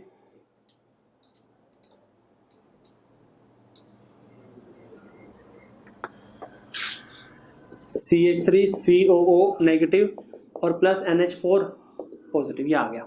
ओके, अब वही है कि ये तो था हमारा वीक इलेक्ट्रोलाइट, वही केस आ गया जो हमने अभी किया था, ये तो हमारा वीक इलेक्ट्रोलाइट है, और ये बन चुका है हमारा स्ट्रॉन्ग इलेक्ट्रोलाइट। वीक से कहाँ हो गया, स्ट्रॉन्ग में कन्वर्ट हो गया। मतलब पहले तो डिसोसिएशन हो ही नहीं रही थी, बिल्कुल अनडिसोसिएटेड था, अब सारा का सारा डिसोसिएटेड हो गया। हमें H पॉजिटिव आयन नहीं मिले, हमें OH नेगेटिव आयन भी नहीं मिले, बट आयंस तो मिले हैं ना, कोई मर्जी आयंस मिले, कंडक्टेंस तो क्या होगी, कंडक्टेंस तो इंक्रीज होगी, क्योंकि वीक हमारा किस में कन्वर्ट हो गया, स्ट्रॉन्ग में कन्वर्ट हो। कंडक्टेंस क्या, कंडक्टेंस हमारी इंक्रीज होगी, ज्यादा कर दी इंक्रीज, ये तो मैंने, कंडक्टेंस हमारी इंक्रीज होगी, इतनी भी नहीं होगी, कंडक्टेंस हमारी इंक्रीज होगी, कंडक्टेंस हमारी इंक्रीज होगी। ओके, कंडक्टेंस हमारी इंक्रीज होगी। चलो, अब इसके बाद क्या होगा, ये सारा का सारा यूज हो गया, हम अभी भी नहीं रुके, हम अभी भी क्या कर रहे हैं, हम अभी भी NH4OH को ऐड कर रहे हैं, हम अभी भी क्या कर रहे हैं, NH4OH को ऐड कर रहे हैं। अब बताओ इसके बाद क्या होगा, फिर क्या होगा, अब हम अभी भी नहीं रुके, हम अभी भी NH4OH को ऐड कर रहे हैं, बताओ क्या होगा, कॉमन आयन इफेक्ट लगेगा। डिक्रीज कौन बोल रहा है, हल्की सी बिल्कुल ना के बराबर, बिल्कुल मामूली सी, बिल्कुल हल्की सी क्या होगी, इंक्रीज होगी। दिख रहा है, इंक्रीज दिख रहा है ये थोड़ा सा, हाँ बिल्कुल, थोड़ी सी स्ट्रेट लाइन जैसी जाती है, थोड़ा सा इंक्रीमेंट होता है इसके अंदर, ये होगा हमारा। अब ये मेरे को बताओ किस किस बच्चे का ये ठीक है, किस किस बच्चे का बिल्कुल एग्जैक्टली ठीक है, बहुत जबरदस्त। चलो, अब इक्विवेलेंस पॉइंट बताओ, इक्विवेलेंस पॉइंट हमारा ए पे आएगा या फिर बी पे आएगा, किस पे आएगा इक्विवेलेंस पॉइंट, बी पे आएगा ऑब्वियसली, यहाँ पे तो सारा का सारा क्या हुआ, ये कंज्यूम हो गया, इक्विवेलेंस पॉइंट हमारा ये आएगा हमारा, बस यही हो गया हमारा सर थर्ड केस समझाना, थर्ड केस में देखो क्या है, जब हमारा सारा का सारा एसिड यूज हो चुका है, हम अभी भी नहीं रुके, हम अभी भी बेस को और ऐड कर रहे हैं, बेस हमारा वीक है, बेस क्या, बेस हमारा वीक है, एक तो हमें आयंस कम मिलेंगे, दूसरा ये कॉमन आयन इफेक्ट शो करेगा, तो उसकी वजह से हल्की सी इंक्रीज होगी, बस बिल्कुल हल्की सी ही होती है, वो ना के बराबर ही है, वो ज्यादा दिखाते ही नहीं वो ओके, थोड़ा सा हल्का सा इंक्रीमेंट होगा, ठीक है। फटाफट इसको नोट करो, बहुत सही आ गया आप लोगों को नोट करके बताओ, नोट कर लिया तो आप लोगों ने, नोट कर लो इसको। वही स्टेप 1 स्टेप 2 स्टेप 3 मैं लिख रहा हूं यहाँ पे, इसको डिफाइन अपने आप करना है कि पहला क्या, पहले पे क्या हुआ, दूसरे पे क्या हुआ, तीसरे पे क्या हुआ। एक और है, एक और ग्राफ कराऊंगा, फिफ्थ, ये मिक्सिंग का है, ये है हमारा strong acid plus week acid versus strong base. ऐसे तो आप कॉम्बिनेशन कुछ भी बना सकते हो, बट ये कॉम्बिनेशन कुछ ज़्यादा ही फेमस है, और इसके ऊपर बस यही कॉम्बिनेशन हम करेंगे, ये लास्ट है, बिल्कुल लास्ट है ये, और कोई नहीं है इसमें। चलो, एसिड दो है हमारे अब की बार हमारे जो बिकर है, बिकर के अंदर दो एसिड है, strong acid versus strong acid भी और वीक एसिड भी है। ऊपर से हम स्ट्रॉन्ग बेस को ऐड कर रहे हैं, ऊपर से क्या कर रहे हैं, स्ट्रॉन्ग बेस को ऐड कर रहे हैं। 2 मिनट दे रहा हूं, सोचो इसको एक बार।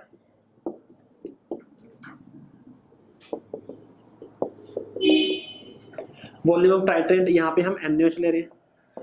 2 मिनट दे रहा हूँ, सोचो इसको एक बार। स्ट्रॉन्ग एसिड वही हो गया हमारा HCl प्लस CH3 COOH और प्लस में क्या हो गया हमारा स्ट्रॉन्ग बेस हो गया NaOH हो गया हमारा। ये रिएक्शन ये हम कर रहे हैं, ये हमने डाला हुआ है। ओके, रिएक्शन दिखाना चाहो दिखा दो। NaCl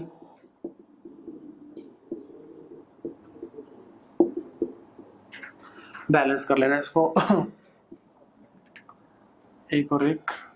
तो चलो 2 मिनट दे रहा हूं मैं आपको, फटाफट इसको एक बार सोचो कैसे होगा। मतलब छोटा मोटा डिप नहीं दिखाएंगे इसमें अंदर, जैसे वो हल्का सा स्टेप आता है ना हमारा, वो चाहे ना भी दिखाओ, नॉर्मल दिखा दो, नॉर्मल भी कर दो इसको। Somewhat like weak acid and strong base, somewhat like weak acid, हाँ ठीक जा रहे हो, सही कर रहे हो, थोड़ा सा चेंज है पर उसमें भी। स्ट्रॉन्ग एसिड न्यूट्रलाइज हो कंप्लीटली वीक एसिड में। कॉमन है, देखो मैं कह रहा हूँ छोटे मोटे इफेक्ट मत लगाओ, कॉमन एन इफेक्ट वगैरह थोड़ा सा जो आता है ना उससे मत करो, नॉर्मल करो इसको, नॉर्मल, क्योंकि स्ट्रॉन्ग है। कॉमन एन इफेक्ट वीक पे लगता है ज्यादातर, मतलब वीक पे ज्यादा, स्ट्रॉन्ग पे इतना ज्यादा फर्क नहीं पड़ेगा। अब नॉर्मल करो इसको, स्ट्रॉन्ग लेके करो इसको, छोटे मोटे फैक्टर मत लगाओ, ज्यादा मत सोचो इसमें। हाँ जी कर लिया तो बताओ फटाफट, टाइम हो गया शायद 2 मिनट रहते हैं। चलो देखो सबसे पहले है हमारा HCl, चलो हो गया, चलो ध्यान सुनो एक बार इसको। सबसे पहले हमारा HCl, मतलब HCl ही ऑलमोस्ट काफी डिसोसिएटेड होगा, सारा का सारा होगा। CH3COH तो होगा नहीं, कम होगा वो। देखो कुछ यहाँ से आए H पॉजिटिव, यहाँ से तो 100% आए, और कुछ यहाँ से आके 20%। ओके, तो हमें ऑलमोस्ट जैसे 100 यहाँ से मिले, 20 यहाँ से मिले, 120 H पॉजिटिव आयन मिल गई। 120 H पॉजिटिव आयन का क्या होगा, बहुत ज्यादा कनेक्शन होगी। मैंने मान ली कि ये है वो पॉइंट, ठीक है। इनिशियली वेरी हाई, भाई एक तो HCl से भी आ रहे हैं और एसिटिक एसिड से भी आ रहे हैं, दोनों से आ रहे हैं। फिर हमने NaOH ऐड कर दिया। अब NaOH क्या करेगा, कम करना शुरू कर देगा। NaOH का काम क्या है, NaOH तो कम करना शुरू करेगा और ये डिक्रीज होना शुरू हो जाएंगे। बिल्कुल तो होंगे नहीं, क्योंकि H पॉजिटिव की जगह Na पॉजिटिव आना शुरू हो गया। ओके चलो अब क्या होगा, यहां तक मेरे को ये बताओ, यहां तक बताओ कौन सा एसिड न्यूट्रलाइज होगा, बस ये बताओ। यहां तक, ये मेरा V1 वॉल्यूम है, यहां तक बताओ मेरा कौन सा एसिड न्यूट्रलाइज हो जाएगा कंप्लीटली, कंप्लीट। खुशी ने गलती आंसर, बाकी सबका ठीक है। HCl मेरा सारा का सारा न्यूट्रलाइज हो जाएगा। क्यों होगा, क्योंकि सारा का सारा NaOH ने HCl के साथ क्या किया, रिएक्ट कर लिया। ओके तो सारा का सारा हमें ये मिल जाएगा। देखो वैसे ना एसिटिक एसिड पे यहीं पे स्टार्टिंग में ही कॉमन आयन इफेक्ट लग जाएगा, तो हम स्टार्टिंग के अंदर ना CH3COH को अनडिसोसिएटेड लेते हैं, स्टार्टिंग में उसको अनडिसोसिएटेड लेते हैं। ओके चलो अब उसके बाद यहाँ पे HCl हमारा का सारा यूज हो गया। अब बचा हमारा एसिटिक एसिड, बचा क्या एसिटिक एसिड। तो जो हमारा एसिटिक एसिड है अनडिसोसिएटेड वाला, ऑलमोस्ट यही होगा सारा, मतलब मोर देन 90% हमें यही मिलेगा। ओके ये रिएक्शन करेगा इसके साथ और ये क्या बनाएगा, ये है हमारा वीक इलेक्ट्रोलाइट, वीक से इसने क्या बना दिया, स्ट्रॉन्ग इलेक्ट्रोलाइट बना दिया। वही केस सारा, वीक से क्या बना दिया, वीक से ने स्ट्रॉन्ग बना दिया। तो बताओ कंडक्टेंस इंक्रीज होगी या फिर डिक्रीज होगी। HCl का काम तो कंप्लीट हो चुका है, HCl को भूल जाओ, इंक्रीज होगी, इतनी भी इंक्रीज नहीं होगी, थोड़ी इंक्रीज होगी, मतलब अच्छी खासी होगी, बट HCl इतनी तो नहीं होगी डिक्रीज करना, HCl डिक्रीज हुआ इंक्रीज कर दिया, ठीक है चलेगा इतना, सही है इतना, ज्यादा तो स्लोप नहीं है इसका, ज्यादा थोड़ा सा कम कर दो, ठीक है। चलो स्लाइड, हाँ मतलब इंक्रीज होगा, ये नहीं कि बिल्कुल नहीं होगा, होगा अच्छा खासा होगा, बट H पॉजिटिव और OH नेगेटिव जितना नहीं होगा। ओके चलो यहाँ पे हमारा ये आ गया, हमारा V2 वॉल्यूम ले लेता हूँ मैं इसमें, यहाँ पे V2 वॉल्यूम है, सारा का सारा एसिड यूज हो गया। अब हम तो फिर भी नहीं रुके, हम फिर भी NaOH को ऐड कर रहे हैं। अब जब हम NaOH को ऐड करेंगे तो बताओ क्या होगा, इंक्रीज होगा, अगेन इंक्रीज होगा, और ये बहुत ज्यादा इंक्रीज होगा। ओके ये हमारा बहुत ज्यादा इंक्रीज, सडन इंक्रीज होगा क्योंकि OH नेगेटिव हो गया। ओके आप इसको इस तरह से दिखा सकते हो। पहले बताओ किस किस बचेगा ये ठीक है, पहले बताओ किस किस बचेगा ये ठीक है किसी का ठीक है, बहुत सही। HCl प्लस NaOH, मैं लिख रहा हूँ यहाँ पे आके ताजा पॉइंट रहे, यहाँ पे acetic acid versus plus NaOH, यहाँ पे इन दोनों ने किया, यहाँ पे इन दोनों ने किया, और यहाँ पे NaOH alone दिख रहा है यहाँ पे NaOH alone, ठीक है। वहां पे सिर्फ NaOH की वजह से ही आई है, मतलब OH नेगेटिव है बेसिकली। हाँ जी क्लियर है, फटाफट बताओ, किसी को डाउट कोई समस्या हो तो बताओ। सर सेकंड और थर्ड बताओ, सेकंड और थर्ड में क्या है, पहले HCl ने रिएक्ट किया, फिर एसिटिक एसिड ने किया, और फिर NaOH निकले, दो का मिक्सचर बन गया, बस एक हो गया था ये दो ग्राफ बनाए मैंने ऐसे, उसका हो गया, ठीक है। चलो एक ग्राफ और है, लास्ट में कुछ नहीं है, बस मैं दिखा रहा हूँ आपको पीछे HCl इंक्रीज क्यों, पीछे HCl कहाँ इंक्रीज हुआ है।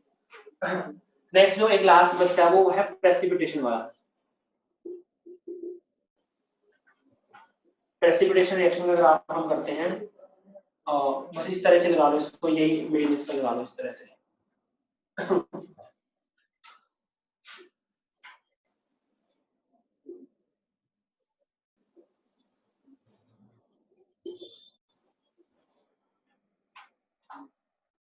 ये हो गया हमारा AgCl